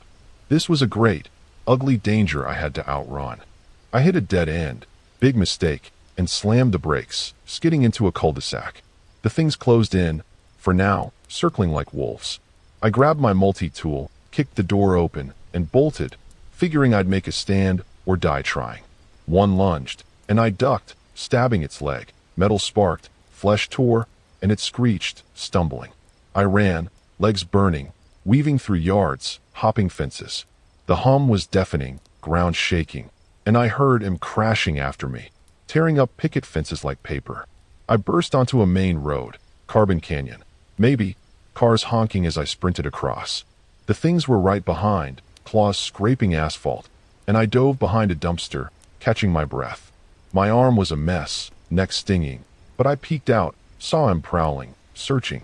I waited, heart hammering, then bolted again, spotting a 24-hour diner down the block. I crashed through the door, bloody and wild, and the waitress dropped her tray, yelling, "What the hell?" I waved her off, panting, "Call the cops." No screeches followed, just diner chatter and that faint hum still buzzing. I sank into a booth, hands shaking, blood dripping on the table. The waitress brought water, muttering about paramedics, but I just nodded, scanning the windows. Nothing out there, no claws, no cracks, just headlights and a quiet I didn't trust. A trucker at the counter stared, probably thinking I'd lost it, and maybe I had. I'd gotten away, sure, but my truck was back there, trashed, and I'd left my guitar, my gear, everything. The hum pulsed under my boots, soft but there, and I knew I wasn't clear yet. Cops showed up, 2 of them, asking questions I couldn't answer straight. Hit and run. I mumbled, big dogs or something. They didn't buy it, but they drove me to a clinic after patching my arm with a first aid kit. Docs cleaned me up, stitches, bandages, a tetanus shot, and I sat there, numb, replaying it all. I'd escaped, barely, but it felt like a fluke. Those things were still out there, tied to that hum, and I'd only kicked the can down the road. I needed a new plan, fast, 'cause this wasn't over, not by a long shot. I was sitting in that clinic, arm stitched up, neck bandaged, still feeling the hum vibrating through the floor like a bad omen. The cops had dropped me off, skeptical but done asking, and I was waiting for a tow guy to call about my truck. My head was a mess, those metal flesh things, the chase, all of it replaying like a scratched record. I figured I'd crash at a motel, then limp back to Tucson once I got my rig sorted. The doc handed me some painkillers, said, "Take it easy," and I nodded, thinking easy was a million miles away. I'd escaped. Yeah, but the terror hadn't let go. The tow guy rang, gruff voice, said my truck was hauled to a lot off Euclid Avenue. Beat to hell, but salvageable. I hitched a ride with a nurse heading that way, some quiet gal who didn't pry. We pulled into the lot at dawn, and there it was, dented, glassless, tailgate trashed. My guitar was gone, tint shredded, but I grabbed my spare keys from the glove box, figuring I'd drive it out of Ontario myself. The nurse peeled off, and I sat there, engine idling, feeling that hum again, stronger now, under my feet. Should have known better than to stick around. I made my deadly mistake right there. I thought I'd swing by the campsite, grab what was left of my gear, maybe find some clue about those things. Dumb as hell, but I was pissed. Pissed I'd lost control, pissed I'd run. I drove back toward Chino Hills, arm aching, eyes darting to every shadow. The pull-off was quiet, my fire pit cold, scraps of tent flapping in the breeze. I stepped out, multi-tool in hand, and that's when the ground split. Fast, wide, like a mouth opening up. One of those freaks climbed out, claws gleaming, and I froze, realizing I'd walked right into it. It lunged, and I swung, catching its arm. Metal sparked, but it didn't slow. Another crack split nearby, and a second one crawled up, screeching that hum shriek that made my teeth hurt. I bolted for the truck, but the first grabbed my leg, claws sinking in. I yelled, kicking free, blood soaking my jeans, and dove inside. The engine roared, and I floored it, smashing through the second one. Its body crunched under the tires, splattering the hood. The first chased, leaping onto the roof, claws punching through. I swerved hard, crashing into a tree, and it tumbled off, screeching as I peeled out. I hit the highway, blood dripping, truck rattling like it was going to die any second. The hum was everywhere, shaking the dash, and I saw more cracks in the rear view, ground splitting, shapes climbing out. My leg burned, vision blurring, and I gripped the wheel, muttering, "Not today, you bastards." I pushed the truck to its limit, weaving past cars, aiming for LA. The things faded back, but the hum didn't, kept pulsing, like it was in my bones. I'd screwed up going back, and now I was paying for it, big time. I made it to a truck stop outside Pomona, engine smoking, leg a bloody mess. I stumbled out, waving down a rig driver, big guy, beard like a lumberjack. "Need a hospital," I croaked, and he didn't blink, just hauled me into his cab and drove. ER docs patched me up, stitches, antibiotics, a lecture about wild animal attacks, and I crashed on a cot, too wrecked to argue. My truck was towed again, probably scrapped now, and with it went my gear, my gig, my nerve. I'd survived, but it was a tragedy I'd brought on myself, thinking I could outsmart whatever's under Ontario. I'm back in Tucson now, crashing at a buddy's, leg healing slow. The docs say I'll limp for a while, and I'm jumping at every hum. AC units, fridges, you name it. My buddy thinks I'm paranoid, keeps pushing me to talk, but how do you explain this? Those things, that sound, they took my road life, my freedom. I've got a junker car now, no camping, no deliveries. But the worst part? I still hear it sometimes, faint under the floorboards, and I know it's not over. Ontario's got hooks in me, and I'm scared I'll never shake him loose. I keep dreaming about that crack, those claws, waking up soaked and shaking. I've lost more than my truck, lost that part of me that loved the wild, the quiet. It's a tragedy, sure, but it's mine, and I'm stuck with it. Whatever's down there, it's waiting, and I've got this sick feeling it'll find me again, humming its way back into my life.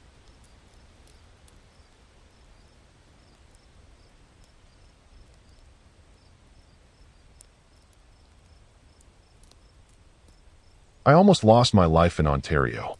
My name is Yarrick Wintrow, and I'm 28 years old, originally from Milwaukee, Wisconsin. Growing up, I always felt drawn to wide-open spaces and cozy campfires, but nothing could have prepared me for the horror that awaited me on my last trip. I'd heard Ontario was known for its stunning lakes and forests, a perfect place to unwind and explore, so I packed up my 2012 Honda CR-V and hit the road without a second thought. Looking back, maybe I should have paid more attention to all those scary stories people told me about eerie encounters out in the wild. You see, I'm not exactly some naive rookie, but trust me, what happened out there left me shaken to my core. I can still hear the disturbing echoes from that night, and it feels way too real, like a nightmare come to life. Looking back on it now, the drive up from Milwaukee was pretty straightforward at first. Just long stretches of highway, random pit stops for gas, and the occasional drive-through coffee that tasted slightly burnt. I was in a good mood, blasting my favorite rock songs and imagining all the relaxing moments I'd have near Ontario's famous lakes. My plan was simple: spend a few nights camped out under the stars, breathe in the fresh air, and forget about the daily grind that kept me glued to my phone back home. But as I got closer to the sprawling forests, a subtle chill crept over me. It wasn't the weather. It was this eerie feeling that something scary might lurk in those dense woods, like an unspoken warning that I should turn back before things got, well, disturbing. At the time, I brushed it off, but that uneasy vibe hung around like an invisible shadow. I wasn't traveling with anyone this time. Just me, a trunk full of camping gear, and a head full of high hopes. I'd done a couple of smaller trips before, but nothing quite this ambitious. People back home kept joking that I was either super brave or just plain nuts for wanting to pitch a tent in the middle of nowhere. In truth, I had some nerves fluttering in my stomach, yet the thrill of discovery outweighed any fear of the unknown. My parents would have freaked out if they knew I was going solo, so I told them I was meeting a group of friends. Not entirely honest, but hey, sometimes a little white lie helps keep the phone calls to a minimum. It still felt scary enough to keep me on edge, but also strangely freeing, like I was chasing a personal legend. Little did I know that my search for peace was about to lead me into a disturbing chain of events I'd never forget. Once I finally reached the outskirts of Ontario, the scenery blew my mind. Towering pine trees lined both sides of the winding roads, and little streams glistened like silver threads under the midday sun. I stopped at a local supply shop to grab some firewood and extra snacks, making small talk with the cashier who teased me about my city accent. There was a hint of warmth in that tiny community, which made me feel a little safer, but I also noticed a few wary glances, like they could sense a traveler on the verge of something he wasn't ready for. In all fairness, I might have looked pretty rough after hours on the road, but beneath the friendly banter and the rural charm, I sensed a quiet tension, almost as if everyone was holding their breath for something scary to happen. At the time, I brushed it off as my own imagination, but now I'm not so sure it was just a figment of my mind. After stocking up on those final bits and pieces, I drove deeper into the heart of Ontario's wilderness. The campsite I'd chosen wasn't exactly on any official list, but I'd read about it on a small forum for outdoor enthusiasts. It was supposed to be off the beaten path and mostly undiscovered by tourists. When I arrived, it felt like I'd stepped into another world. Massive cedar trees surrounded a clearing where the ground was soft and covered in pine needles. I pitched my tent near a cluster of rocks, figuring it would offer a nice windbreak.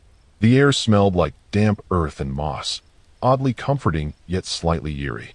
I couldn't shake the feeling that even though it was stunning, something scary might be lurking around the edges, just beyond my line of sight. Still, I tried to stay calm, telling myself I was just letting my imagination run wild, but the disturbing sense of being watched refused to vanish. It was late afternoon by the time I set everything up, so I decided to gather some kindling for a small fire. The sun dipped low behind the trees, casting long shadows that seemed to stretch unnaturally across the ground. I tried to laugh it off, thinking I was just spooking myself, but as I walked around collecting dry branches, I noticed how quiet it was. No birds chirping, no rustling of squirrels, nothing. It was this almost oppressive stillness that made my skin crawl. I tossed a few sticks into my arms, whispering a tune to break the silence, but my voice echoed weirdly in that deserted area. Every step I took felt amplified, like nature itself was watching me, waiting for something horrifying to unfold. It gave me that scary, on-edge feeling, like I was trespassing on sacred ground or stepping into a disturbing dream. By the time evening rolled around, I had my little campfire crackling away, casting flickering orange lights across my tent. I sat on a fold-out chair, munching on canned chili and trying to focus on the warmth of the flames instead of the unsettling silence around me. My phone signal was practically non-existent, so I couldn't distract myself with social media or call anyone to chat. Even with the comforting glow of the fire, I felt oddly isolated, like I was stranded on an island in the middle of the woods. I remember thinking, wow, This is exactly what I asked for, peace and solitude. Yet there was an underlying sense of dread, a quiet alarm in my head telling me I wasn't alone in this dark, scary forest. I tried to brush it off, but the disturbing sense that something was wrong just wouldn't let go. Eventually, night fully enveloped my campsite, and the stars appeared overhead in a dazzling display. Normally, I'd be in awe of that kind of natural beauty, but I kept jumping at every little noise, be it a snap of a twig or a gentle rustle of leaves. My own heartbeat pounded in my ears, and I couldn't decide if I was excited or terrified.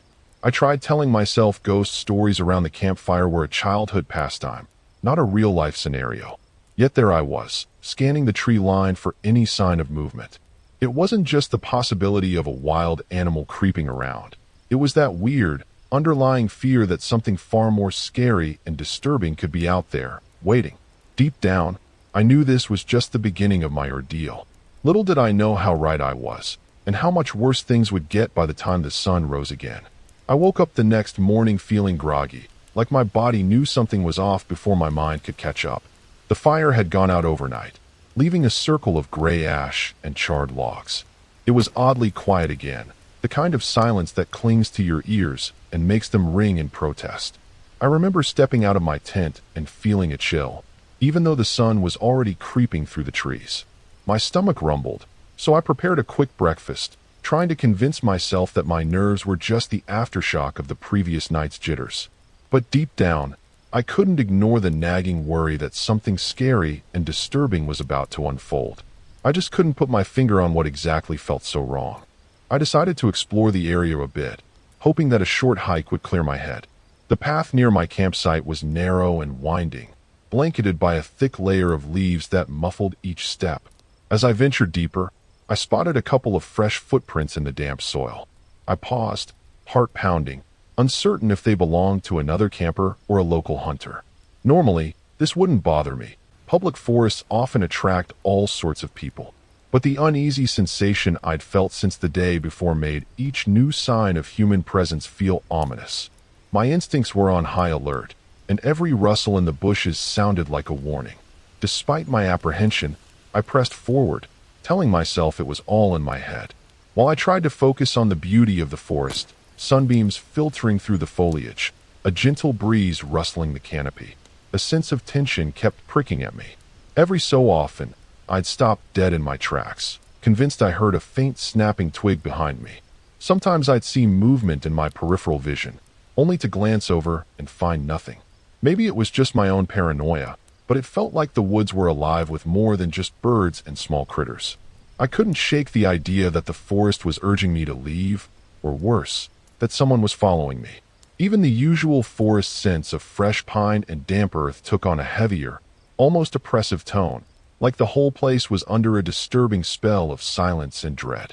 By midday, I'd wandered back toward my campsite, feeling rattled but determined not to let fear ruin my trip. I decided to do something more productive, like gathering enough firewood to last the night. Sorting through fallen branches and stacking them in a neat pile gave me a small sense of control over my situation. However, I couldn't help but notice that many of the branches looked snapped off, almost as if someone, or something, had forcibly broken them. It was unsettling, but I reasoned that harsh winds or heavy snow could have caused it. Still, the thought stuck in my mind, like a little alarm bell ringing in the distance, warning me that this peaceful setting might hide a scary secret I was nowhere near ready to uncover. After I had my stack of wood, I took a break near the old picnic table I'd found at the edge of the clearing, sipping on some lukewarm water from my canteen. That's when I noticed something strange, fresh claw marks on the tabletop. They looked way too big to be from a raccoon or a squirrel, and the grooves were deep, like whatever made them was either desperate or incredibly strong. My mind jumped to bears, but the lines didn't quite match what I knew about bear tracks. I ran my fingertips over the gouges and felt a jolt of anxiety shoot up my spine. This was the first concrete sign that something truly disturbing lurked out here, and for the first time, I considered whether I should pack up and leave before things got worse. But the thought of turning tail didn't sit right with me. I'd spent so much time planning this trip, and I wasn't about to let a few creepy signs of wildlife send me running home in embarrassment. Instead, I decided to move my tent a little closer to the fire pit and keep my gear consolidated. It felt safer that way, like I could fend off any unexpected visitors with a bright flame. Looking back, maybe that was a naive choice. Still, stubbornness can be a powerful motivator when you're trying to prove you're tougher than your fears. I tried to laugh off the idea of a monster roaming around, but the unsettling truth was that I really had no clue what might be out there in those dark, brooding woods. As the afternoon wore on, I spotted a small group of hikers passing along a distant trail. My relief was immediate. I wasn't the only human out here. Hoping for a little reassurance, I waved and walked over to introduce myself. They seemed friendly enough, although they looked tired and somewhat anxious. One of them mentioned seeing odd shapes moving between the trees, while another spoke about hearing strange chanting at night.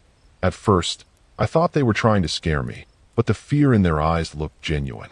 We parted ways with polite goodbyes, and I couldn't shake the feeling that they'd confirmed my darkest suspicions. Whatever was going on in these woods had spooked them, too, and that was scarier than any local legend. Night began to fall again, and with it came the same pressing stillness I'd felt before. Only this time, it felt thicker, like the forest itself was holding its breath. I could hear every beat of my own heart as I tried to prepare dinner, glancing around for any sign of movement beyond the glow of my lantern. The air was charged with tension, a low humming anxiety that made my thoughts race. Was I being watched? Was it just my imagination? Despite all the questions, one thing was clear. I couldn't let my guard down, not for a second. There was a disturbing energy swirling around me, and I sensed that the slightest misstep could lead to a terrifying encounter. Little did I know, my real problems were only just beginning. I tried to get some rest that night, but every time I closed my eyes, I sensed movement in the dark. My tent walls felt too thin, like a flimsy barrier between me and the unknown horrors lurking outside. Each gust of wind was a whisper, and each creak of a branch made my heart jump. At one point, I swore I heard slow, deliberate footsteps circling the perimeter of my campsite. I froze, barely breathing, ears straining for any clear sign of what it was. The unsettling part was that the steps sounded human. No growling, no snapping twigs from a heavy animal, just this creepy shuffle in the dirt. My imagination went wild, picturing someone or something waiting for the perfect moment to strike. Eventually, the footsteps faded, but the tension stayed, gripping me so tightly that sleep felt impossible. I spent the early hours of dawn pacing around the dying embers of my fire, too keyed up to crawl back into my sleeping bag. All I could think about were those ghostly footsteps. Were they real, or did my tired mind conjure them out of fear? As the first hints of sunlight broke through the trees, I mustered the courage to search for clues. I found a few faint prints near where I'd placed my food cooler, but nothing definitive. It was enough to leave me spooked, though, because I was sure I'd set that cooler several feet away from where it now stood. I tried to rationalize it. Maybe a raccoon dragged it, or I simply forgot where I put it, but the disturbing thought that a person had moved it nagged at me. It felt like a subtle warning, a quiet message that I wasn't alone. Feeling on edge, I decided to check the perimeter of my campsite in broad daylight. Every rustle of leaves or gust of wind set me on high alert. I circled around, looking for any sign of trespassers or wild animals, but only found broken branches and an old soda someone must have left behind ages ago. Still, the unsettling atmosphere persisted, as if the forest itself was trying to warn me. A couple of times, I thought I glimpsed movement among the trees, just a flash of gray or black darting behind a trunk. Whenever I focused on the spot, though, there was nothing. It felt like a twisted game of hide and seek, and it left me with this nagging certainty that whatever I'd heard the night before was far from harmless. My gut told me I was dealing with something scary, maybe even disturbing, but I couldn't decide if it was human or something else entirely. Despite my growing fear, I convinced myself I needed to stay proactive. I gathered my courage and followed a narrow path leading deeper into the forest, hoping to find a stream or lake where I could refill my water. The trail wound between massive pines, and their dense needles filtered the sunlight into an eerie green glow.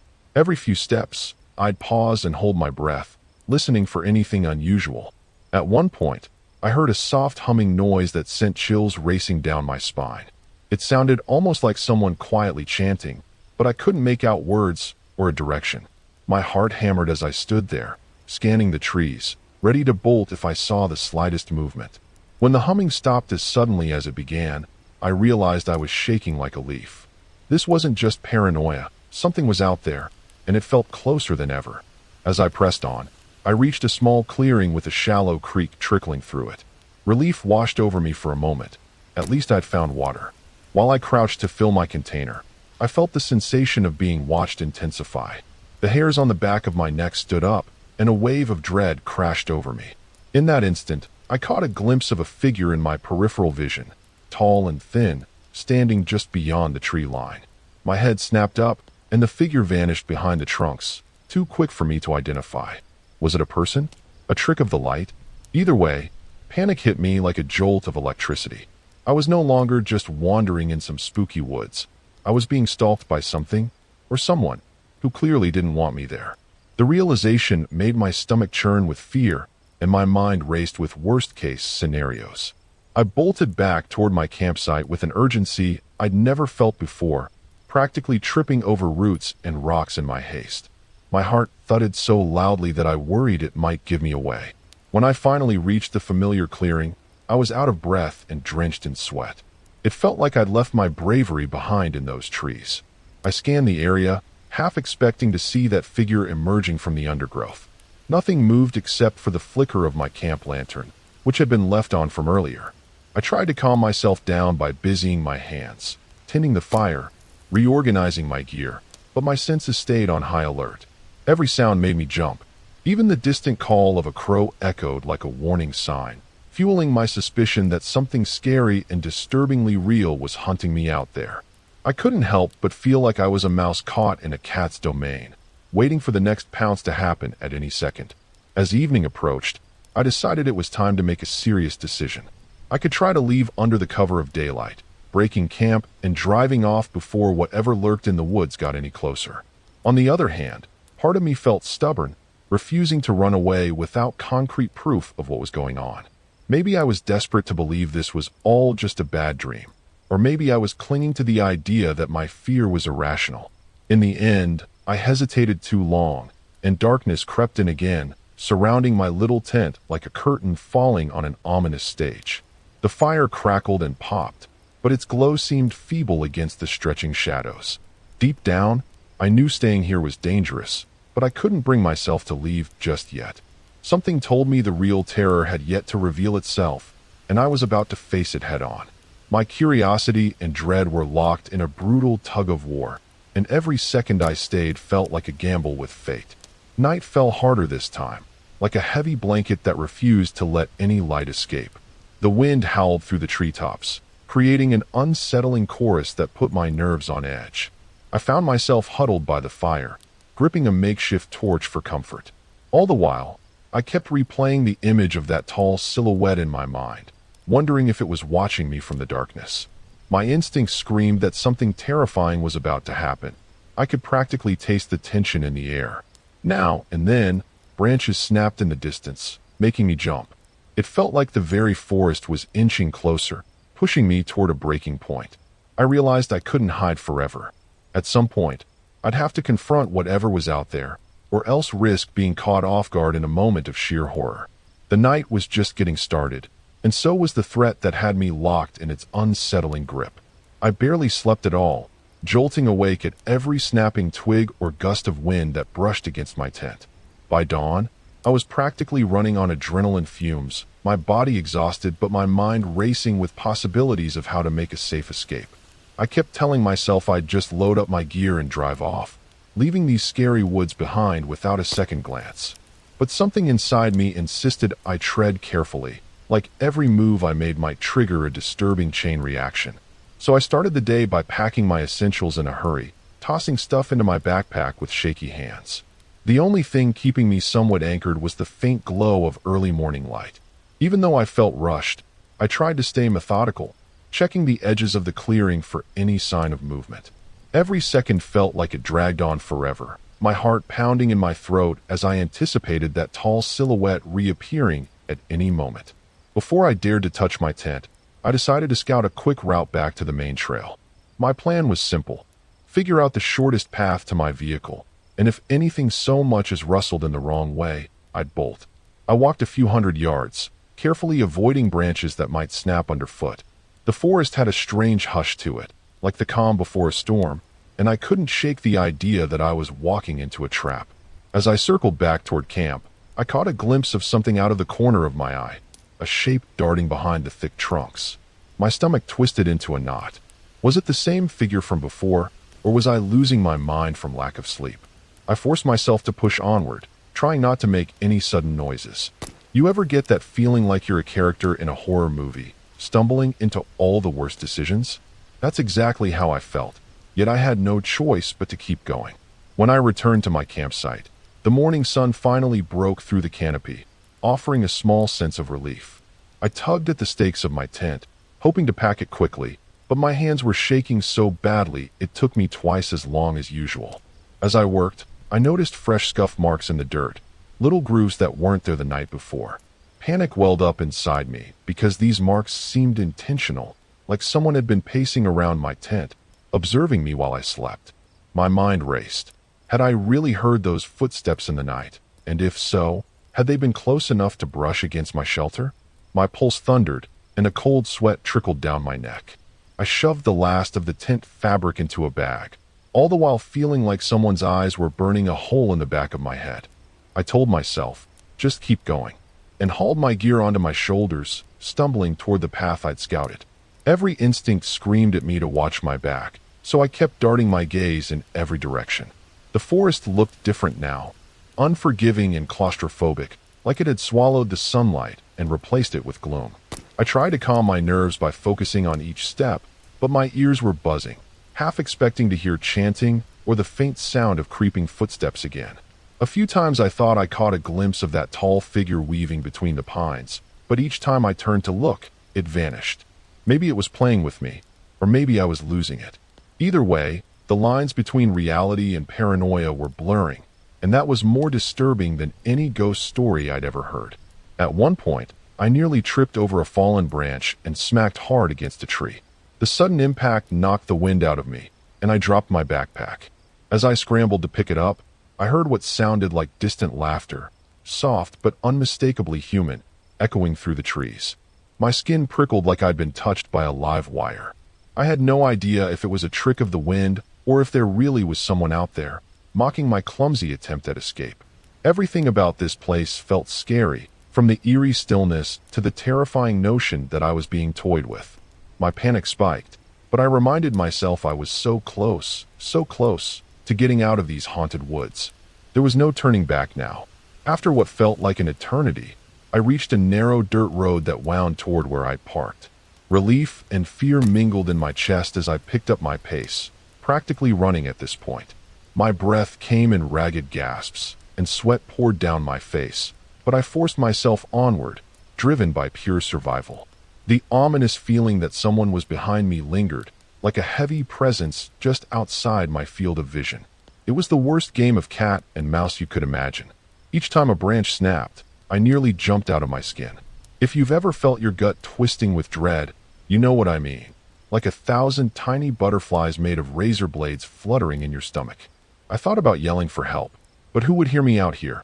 When I finally spotted my vehicle through the trees, my heart soared. I fumbled with my keys, almost dropping them in my haste. That's when I heard a sharp crack from behind me.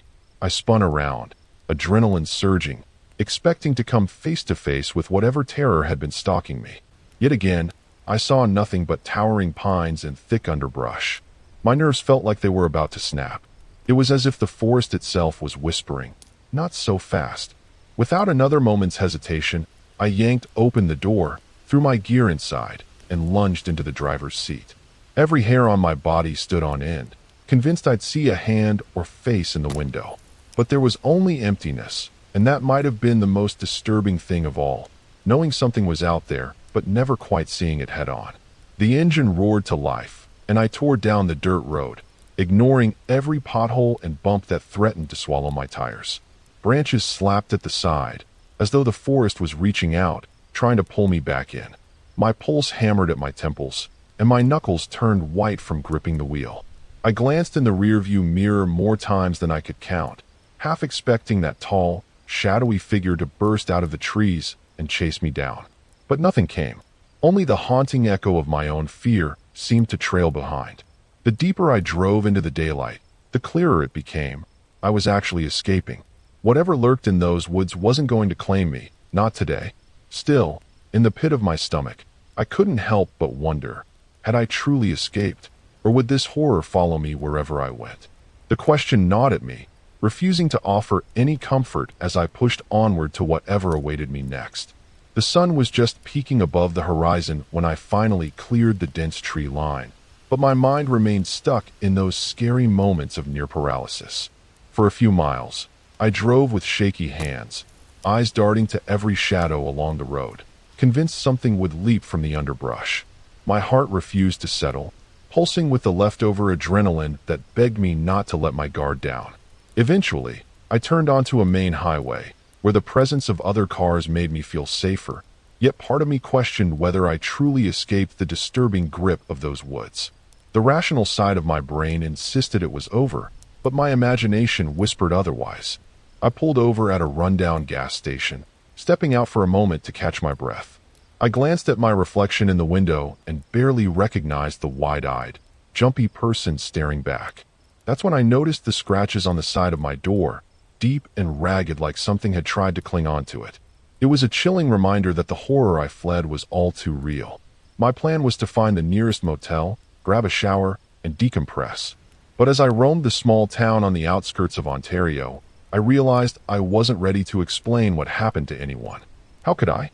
Nobody would believe a story about ominous chanting, phantom footsteps, and a looming figure stalking me through the forest. I couldn't even wrap my own head around it. So I kept my mouth shut at the motel office, offering nothing more than a tired smile and a debit card. The clerk gave me a suspicious look, probably because of my filthy clothes and how I flinched at every creak of the floor. Once in my room, I locked the door, slid a chair under the handle, and jumped into the shower, letting the hot water wash away the grime of terror. Yet my mind stayed restless, flashing back to images of those tall pines and the unnerving sense of being watched. It was like a disturbing echo in my head, refusing to fade no matter how much I tried to scrub it away. Even after I rinsed off, the motel felt uncomfortably silent, the hum of the air conditioner doing little to soothe my frayed nerves. I tried to sleep, but my dreams were plagued by twisted scenes. The silhouette in the woods, the echoes of that soft chanting, the snapshots of footprints around my tent. Each time I woke, I half expected to find claw marks on the walls or see a pair of eyes glowing in the darkness. As the hours dragged on, I debated whether to call someone. Family, friends, even the police. But embarrassment and a nagging fear held me back. What if they thought I was delusional or on something? Deep down, I also worried that involving others might somehow make it worse. If whatever haunted me decided to follow, who's to say it wouldn't target the people I cared about? By midday, I couldn't stand that cramped room any longer. I got back on the road, determined to put as much distance between myself and Ontario as humanly possible. The longer I drove, the more I felt a bizarre mixture of relief and guilt. Relieved to escape those scary woods. Guilty because I'd left behind any chance of really understanding what went down. It was like I'd fled a crime scene without filing a report. A darker thought nagged at me. Maybe I'd abandoned someone else, someone who might have needed help. The hikers I met popped into my head, along with their frightened stories about chanting and odd shapes in the trees. Had they managed to get out unscathed, or had something disturbing claimed them in the night? The questions burrowed into my conscience and refused to let go. To ease my mind, I stopped at a small diner, hungry and desperate for normalcy. The neon sign flickered, and the booths had that old-school vibe, complete with stained menus. I ordered a coffee and forced down some pancakes, even though my appetite was shot. A TV above the counter showed local news, a brief segment about a hiker who'd gone missing a few miles from where I'd camped. My heart sank. I tried to listen for details, but the station cut to a commercial break. My thoughts began spiraling. Was this hiker a victim of the same presence I encountered? Should I have warned the local authorities? I stared into my coffee, stirring it mindlessly until it went cold, wrestling with the unsettling possibility that I'd narrowly avoided a fate worse than a few sleepless nights. I convinced myself that maybe someone else would handle it, that I had no solid proof to offer. But as I walked back to my vehicle, I noticed unfamiliar scratches near the trunk, ones I hadn't seen earlier. My stomach turned to ice. Could it be from the gas station, maybe a careless driver who clipped me? Or was it something else, a lingering hint that the nightmare wasn't confined to those woods? A chill trickled down my spine, and I felt as though eyes were on me again, hidden in the everyday bustle of town. The world around me continued as normal. People pumping gas, kids on skateboards, an older couple walking their dog. But I was stuck in my own personal horror show, feeling like I couldn't trust my surroundings. I got back in the driver's seat, nearly slamming the door in my haste, as if that would keep the terror at bay. While speeding down the highway, my phone buzzed with a voicemail from a friend checking in. I nearly jumped out of my skin at the sound. I hadn't told anyone about this trip, at least not the truth. A wave of relief hit me when I heard the familiar voice, but then dread followed fast behind. If I told him everything, would he believe me, or would he chalk it up to an overactive imagination? And if he did believe me, would he want to venture out there himself, convinced he could uncover some twisted secret? The very thought made my chest tighten. I decided to delete the voicemail, leaving my friend in the dark a bit longer. It was a coward's move, but my instincts screamed that dragging anyone else into this mess would be the deadliest mistake I could make. Later that evening, I found a rest stop near the border and pulled over. The sunset painted the sky in warm hues, but all I felt was a hollow kind of exhaustion. I realized I was stuck in a limbo of fear, too afraid to return and too shaken to truly leave the experience behind. As the shadows lengthened, I recalled one moment in particular, when I'd almost turned back at my campsite to confront that figure, or at least discover its true nature. That hesitation had saved my life, but also left me with no closure, a gaping wound of unanswered questions. Sometimes I wonder if curiosity might have killed me out there, or if my decision to run sealed some other, darker fate. I still can't say which possibility is more disturbing, and maybe I never will.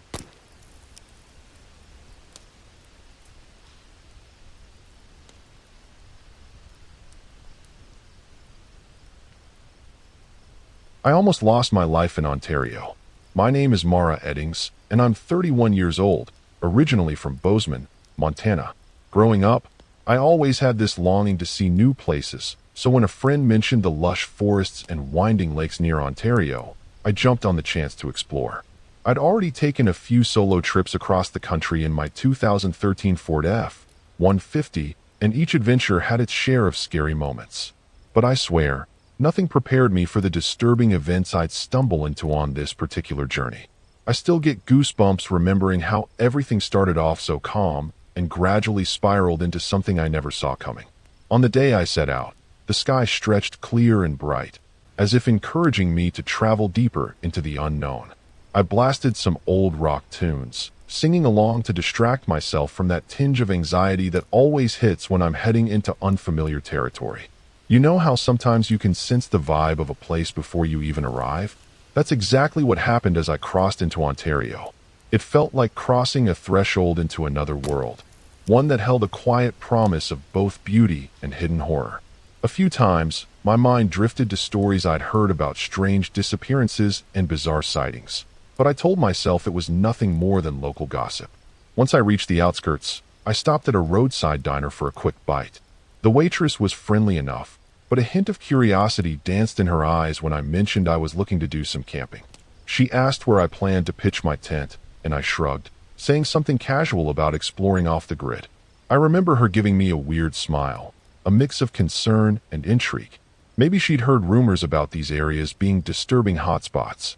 Either way, I brushed it off. After all, the point of this trip was to break away from crowded campsites and neon tourist traps. Little did I know, stepping off the well-traveled path would land me in the middle of my worst nightmare. Driving down those lonely back roads, I was blown away by the scenery. Towering pines reached high into the sky, and sunlight danced across lakes so clear you could see rocks at the bottom. I couldn't resist pulling over to snap a few pictures. It felt like a postcard come to life, tranquil and full of promise. But there was also an undercurrent of tension I couldn't shake, like an invisible string tugging at the corners of my mind. I chalked it up to nerves and excitement. After all, half the thrill of camping is not knowing exactly what you'll encounter in the wild, right? Besides, I'd come prepared. Extra food, a good tent, and a decent sense of humor to deal with minor mishaps. I eventually found a secluded spot near a small lake that shimmered like a hidden gem. No official campsites in sight, just raw land with thick ferns and trees that formed a natural canopy overhead. Setting up was a breeze, and soon enough, I had my tent pitched on a patch of level ground. I felt a surge of pride, like I'd found my own secret paradise. The lake water lapped gently at the shore, creating the perfect soundtrack for a relaxing evening. But in the back of my mind, something nagged at me, an unexplainable tension, like I was trespassing in a place that belonged to something else. By early evening, I'd gathered enough firewood to last the night, and I started cooking up a quick meal. The smell of sizzling beans and spices filled the air, giving the moment a cozy feel. I almost forgot that I was completely isolated, with no neighbors to hear me if things went wrong. It's funny how that sense of solitude can shift from peaceful to scary in an instant. As darkness began to settle, the forest around me seemed to come alive. Every rustle of leaves or sudden snap made me perk up, heart pounding for no reason. I tried telling myself I was just being paranoid, that this was the natural soundtrack of a healthy woodland. Still, it felt unnerving, like the trees had eyes. After dinner, I nestled by the campfire, letting the crackling flames hypnotize me. There's something mesmerizing about watching fire dance in the darkness. It can make you forget your worries, at least for a bit. The stars overhead were insane, spreading across the sky in a sparkling blanket. Normally, I'd be completely enamored by that kind of view, but a part of me stayed on alert, as if anticipating something scary about to emerge from the tree line. I guess that's the price of adventurous curiosity, the lingering sense that at any second, your calm might shatter. Even my own shadow cast against the tent looked oddly distorted, like a warning sign painted in silhouette. Eventually, I decided it was time to turn in, hoping to get a decent night's sleep. I slipped into my tent and zipped it shut, the warmth of my sleeping bag a welcome relief from the chill. Yet as I lay there, I couldn't escape a growing unease. My mind flashed with images of unknown shapes prowling in the darkness, of things that lurked just beyond the light of the fire. It occurred to me that no matter how prepared you think you are, there are forces in this world, scary and disturbing ones, that can catch you off guard. Drifting off, I tried to push these thoughts away, not realizing how soon my personal nightmare would begin. The morning light filtered through the thin fabric of my tent, and I woke up feeling that uneasy mix of thrill and dread you get in the middle of nowhere. Outside, everything looked deceptively peaceful, the lake glistening like a polished mirror, the foliage swaying in a light breeze. Yet my gut told me something scary was brewing, even if the air seemed clear of any immediate threat. I tried to shake off my paranoia as I unzipped the tent, half expecting to find footprints or claw marks in the dirt. Thankfully, I saw nothing unusual, just my own scattered gear from the night before.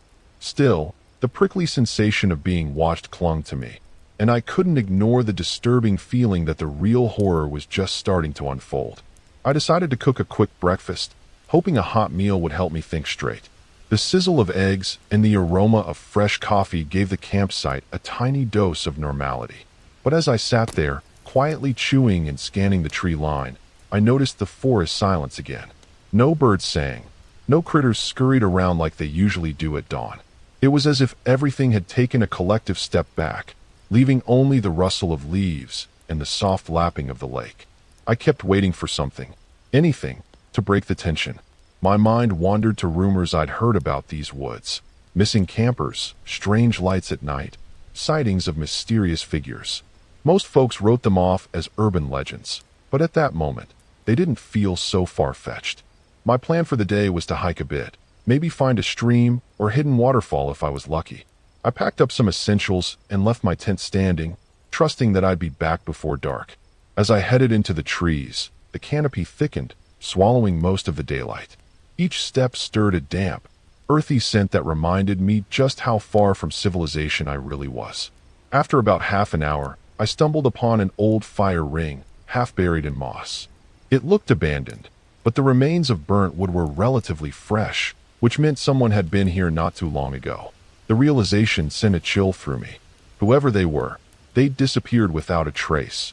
No bags, no footprints, Nothing. In a place like this, that kind of vanishing act felt more disturbing than any ghost story. A little deeper in, I found fragments of a torn-up backpack snagged on a thorn bush. The bright orange material looked ripped, like it had been caught, or maybe pulled apart by force. My heart thumped against my ribcage as I picked up a scrap of fabric. Sure, wildlife can do a number on abandoned gear, but something about this scene felt wrong. It was too neat, like the remains had been deliberately placed to be discovered.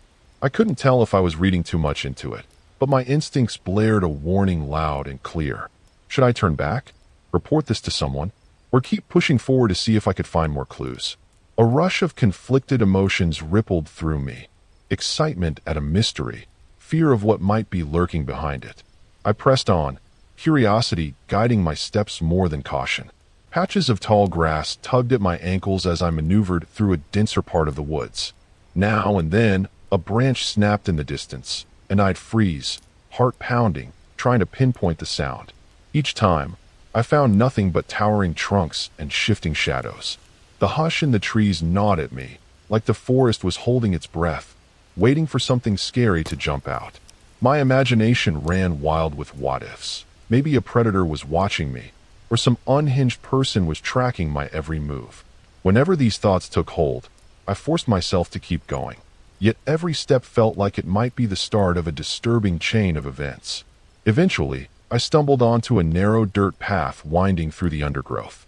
Faded tire tracks suggested it might lead to an old logging road or a hidden campground. The idea of finding another human presence both reassured and terrified me. If I was lucky, I'd meet a harmless local or a group of friendly adventurers.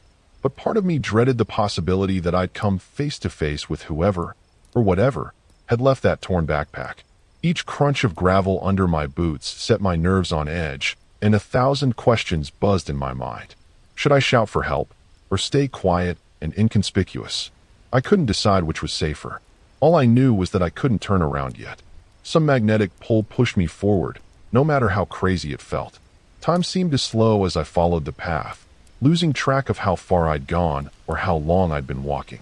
That sense of dread only grew heavier, like a fog seeping into my bones.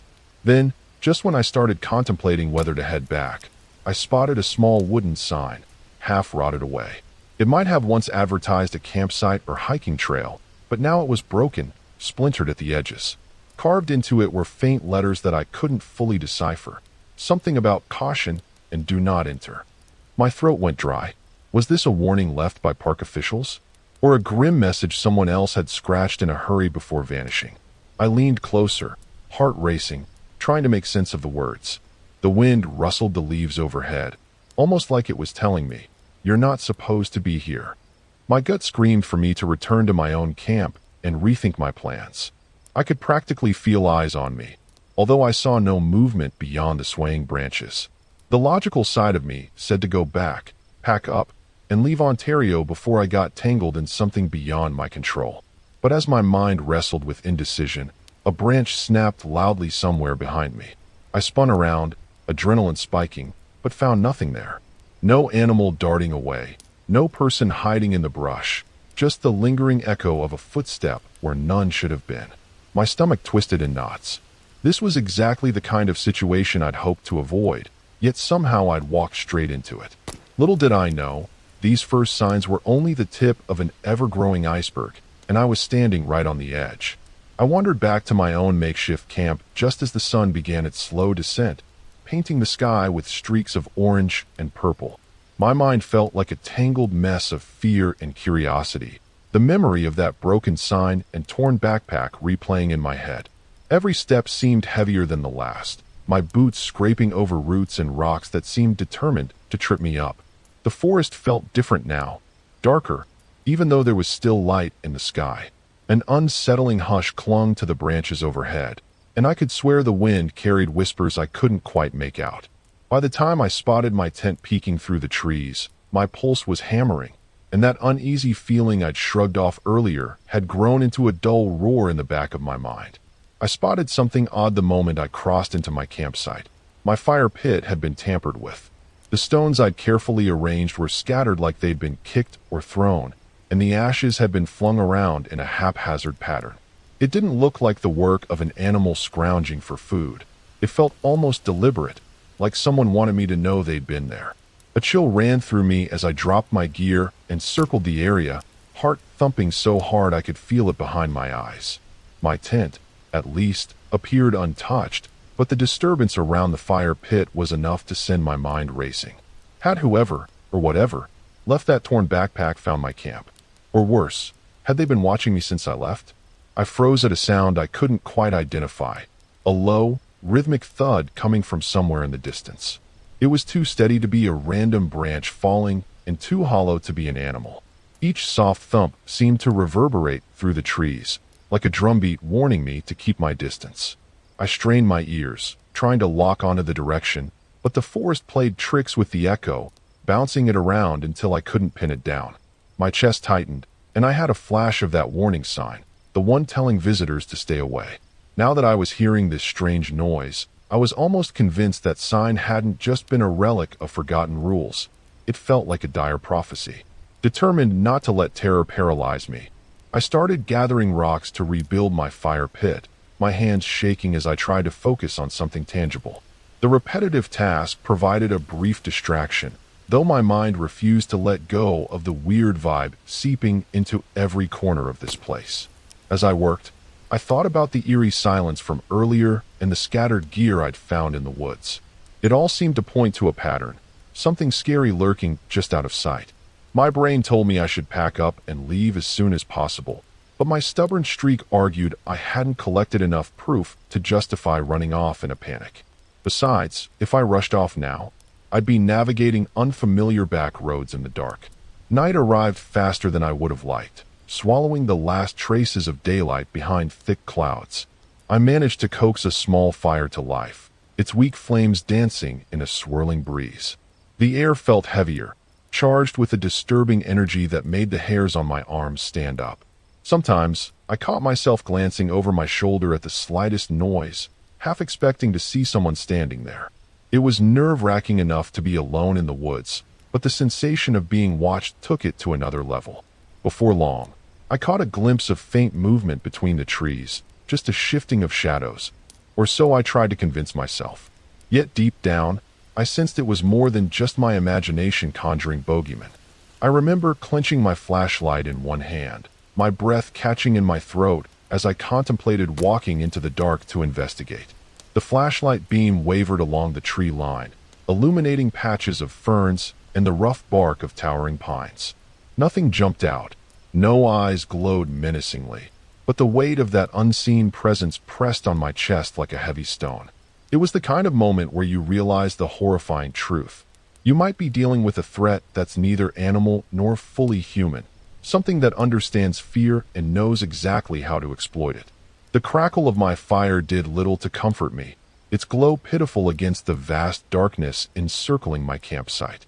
I tried texting a friend, just to break the isolation, but my phone displayed a single blinking bar that vanished the moment I pressed send. The message wouldn't go through.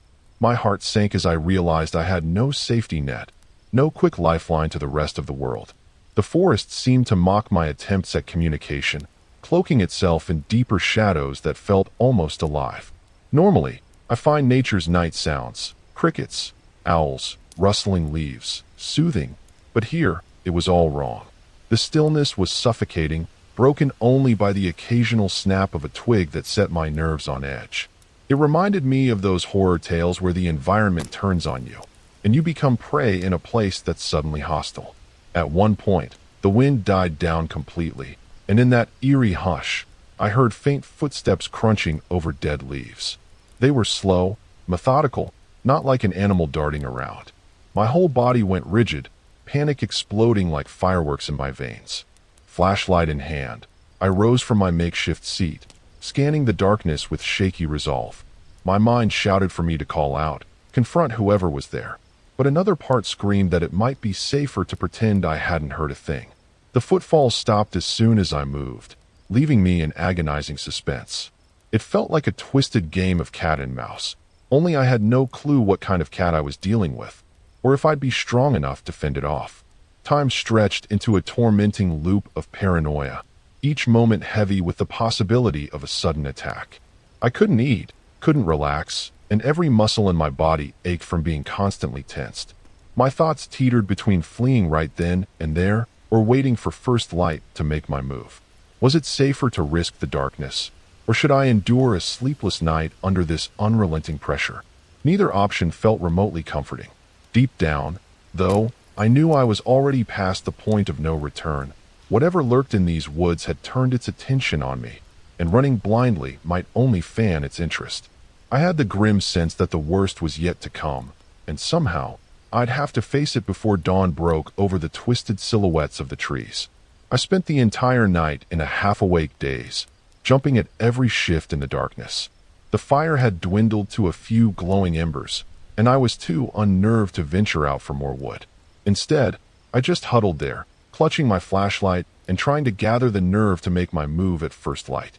Dawn finally arrived, casting a weak glow through the trees, and with it came a jolt of resolve.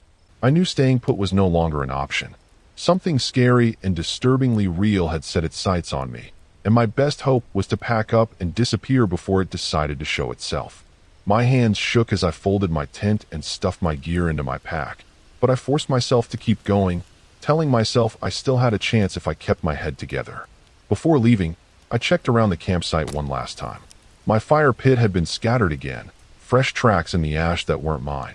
They looked like partial footprints, too vague to tell if they were from boots or bare feet. A surge of terror gripped me, but it also fueled my urgency. I wasn't just imagining this threat. It was an active presence, something that had come close while I was practically defenseless. With my heart pounding, I slipped into the trees, determined to trace a direct path back toward the dirt road where I'd parked. Every muscle in my body felt ready to bolt, yet I tried to move quietly, not wanting to attract attention. The forest, still silent, pressed in on me like an accomplice to whatever lurked within. My plan was simple: keep the rising sun at my left and head straight until I found the route I'd taken before. But nature had other ideas. Twisting roots, thick underbrush, and tangled vines kept throwing me off, forcing me to veer left or right when I wanted to go straight. Every detour rattled me, turning my sense of direction to mush. Now and then, I spotted faint trails of flattened grass that I followed in hopes they'd lead me somewhere familiar. Even so, a nagging doubt gnawed at me. What if I was circling deeper into danger? Each snap of a twig or rustle in the foliage felt like a potential ambush, and the urge to run nearly overpowered my logic. After a while, I heard it, that same distant thumping I'd noticed the day before, echoing through the woods like a heartbeat. My pulse quickened in response, my feet faltering as I tried to pinpoint its location. The sound was closer this time, more pronounced, as if whomever or whatever was making it wanted me to follow. Fear wrestled with curiosity in my gut, but survival instincts won out. I spun on my heel, heading in the opposite direction, determined to escape whatever was calling me. That's when I felt it, a presence so intense that my hair stood on end. I caught a glimpse of movement in the corner of my eye, a tall shape blending with the shadows, watching me with an intensity that made my skin crawl. No matter how hard I squinted, I couldn't see a face, just a terrifying silhouette dissolving into the trees. Panic erupted in my chest, and I broke into a run, no longer caring about stealth. My footsteps thundered on the forest floor, crunching leaves and snapping twigs, but I couldn't stop. Once you realize you're being hunted, caution flies out the window. My lungs burned with each gasp of air, and my heart hammered in my ears so loudly I barely heard the crashing sounds behind me. Yet I knew something was there, keeping pace in a sickening chase. The forest blurred, reduced to flashes of green and brown, as I zigzagged around trunks and vaulted over fallen branches. A couple of times, I lost my footing and stumbled, convinced that if I went down for too long, I'd never get back up.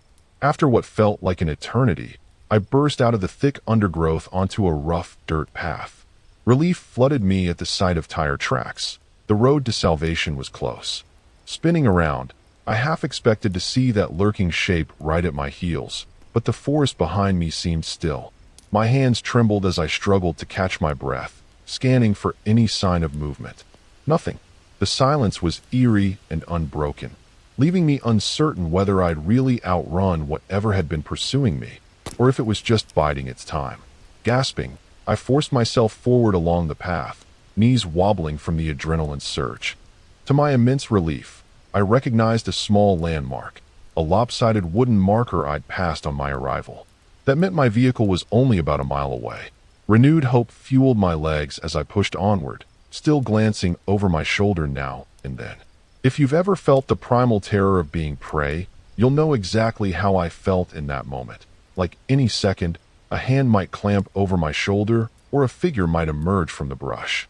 The morning light felt mockingly bright, as though the day itself was oblivious to the disturbing drama playing out beneath its glow.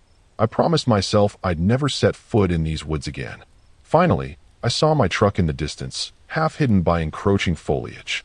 I scrambled to the driver's side, chest heaving and face slick with sweat. Fumbling with the keys, I nearly dropped them in my rush. The engine roared to life, and gravel sprayed as I floored it, mind spinning with everything I'd just endured. I kept checking the rearview mirror, convinced I'd see that tall, silent figure racing after me, but the road behind remained empty. My shoulders sagged with relief, yet an unsettling thought refused to let go. Was I truly out of harm's way, or had I merely escaped the forest? Part of me feared the horror I'd encountered might extend far beyond those trees, its presence following me like a dark shadow I could never outrun. I drove for what felt like hours, the trees whipping by in a blur as I left that scary forest behind. My heart still pounded like a drumline, and my mind was a jumbled mess of fear, relief, and disbelief. A part of me kept expecting something to leap out and block the road. Every time I glanced in the rearview mirror, I half expected to see that tall figure racing after me, silently refusing to let me go. But nothing came, just the roar of the engine and the flicker of green branches in my peripheral vision. Eventually, the dusty trail connected to a paved road, and I nearly cried with relief at the sight of actual lanes and faded markings. Even so, the disturbing feeling that I'd only barely escaped refused to leave me, clinging to the back of my mind like a stubborn nightmare. To steady myself, I stopped at a rundown gas station a few miles from the forest's edge. My hands trembled as I fumbled the fuel pump, adrenaline still coursing through my veins. The station's fluorescent lights buzzed overhead, and the old cashier gave me a concerned look when I walked in to pay. Maybe it was the wild look in my eyes or the sweat-soaked shirt I wore. I mumbled something about getting lost in the woods, then grabbed a cold drink from the cooler. The air conditioning felt surreal against my flushed skin, and for a moment, I just stood there, letting the chilled air wash over me. Even in that seemingly normal setting, I couldn't shake the suspicion that I was being watched. After paying for gas, I sat in my truck, head resting on the steering wheel. My thoughts whirled with questions. Should I call the police or warn someone about what I'd seen? But what would I even say? That the forest was haunted by a silent, shadowy figure, or that my campsite had been trashed by an unknown force? It sounded ridiculous, and I could already imagine the skeptical faces of the authorities. Besides, I had no evidence, no photos, no footprints, nothing but a gut-wrenching story I could barely believe myself. The idea of returning to that place to gather proof made my blood run cold. As much as a part of me wanted answers, I knew I wasn't going back anytime soon. I hopped on the highway, craving distance between myself and the nightmare behind me. The further I drove, the more I questioned what actually happened. Could my mind have magnified every little noise and shadow, weaving a horror story out of normal forest sounds? But I remembered the footprints around my tent, the fresh tracks in the ash, the shredded backpack. Those details weren't in my head, and they pointed to something disturbingly real. Trying to focus on the road, I swallowed hard, replaying the sequence of events like a broken record.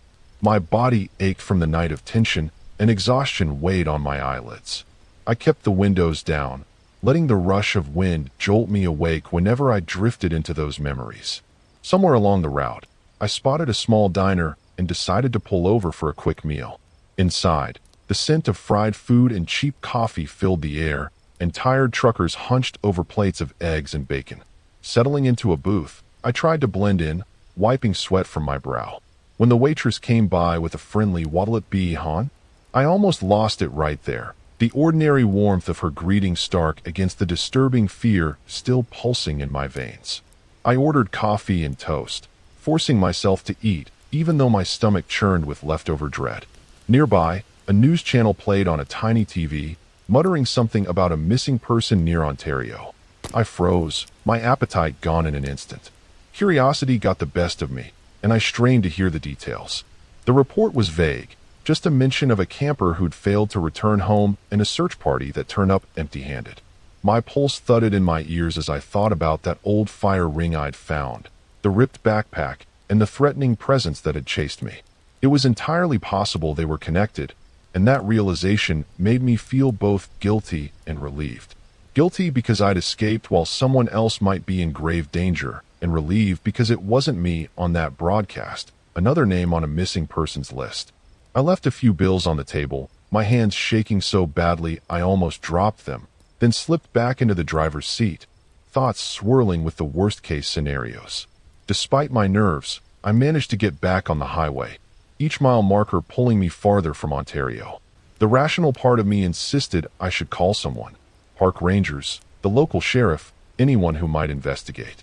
But the raw panic I still carried argued that if I drew attention to what happened, I might draw attention to myself.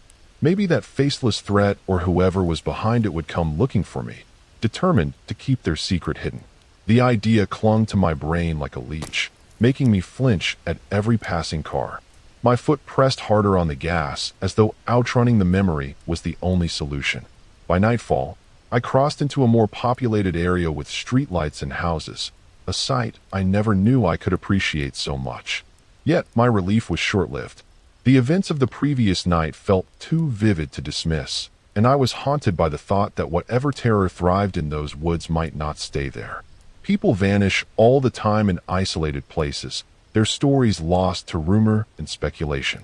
For all I knew, I'd brushed up against something ancient or feral that wouldn't hesitate to reach beyond the forest's edge. The moment I pulled into a motel parking lot, I felt as though I was teetering on the brink of another panic attack. Maybe I was safe, maybe I wasn't. Either way, the damage was done. Alone in a dimly lit motel room, I tried to steady my shaking hands while turning on the TV for background noise.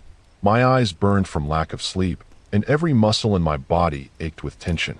That's when a chilling thought set in. If I'd made just one wrong move, turned left instead of right, stumbled one time too many, I might not be here at all. Maybe that's the deadliest mistake we make in life, assuming we can always outrun what hunts us in the dark. I still don't know exactly what or who stalked me in Ontario, but I'm certain of one thing. It was real, and it was close, and if I'd lingered even a minute more, this ending might have been very different. Sometimes, the true tragedy lies in knowing just how narrowly you escaped a fate that still haunts your nightmares.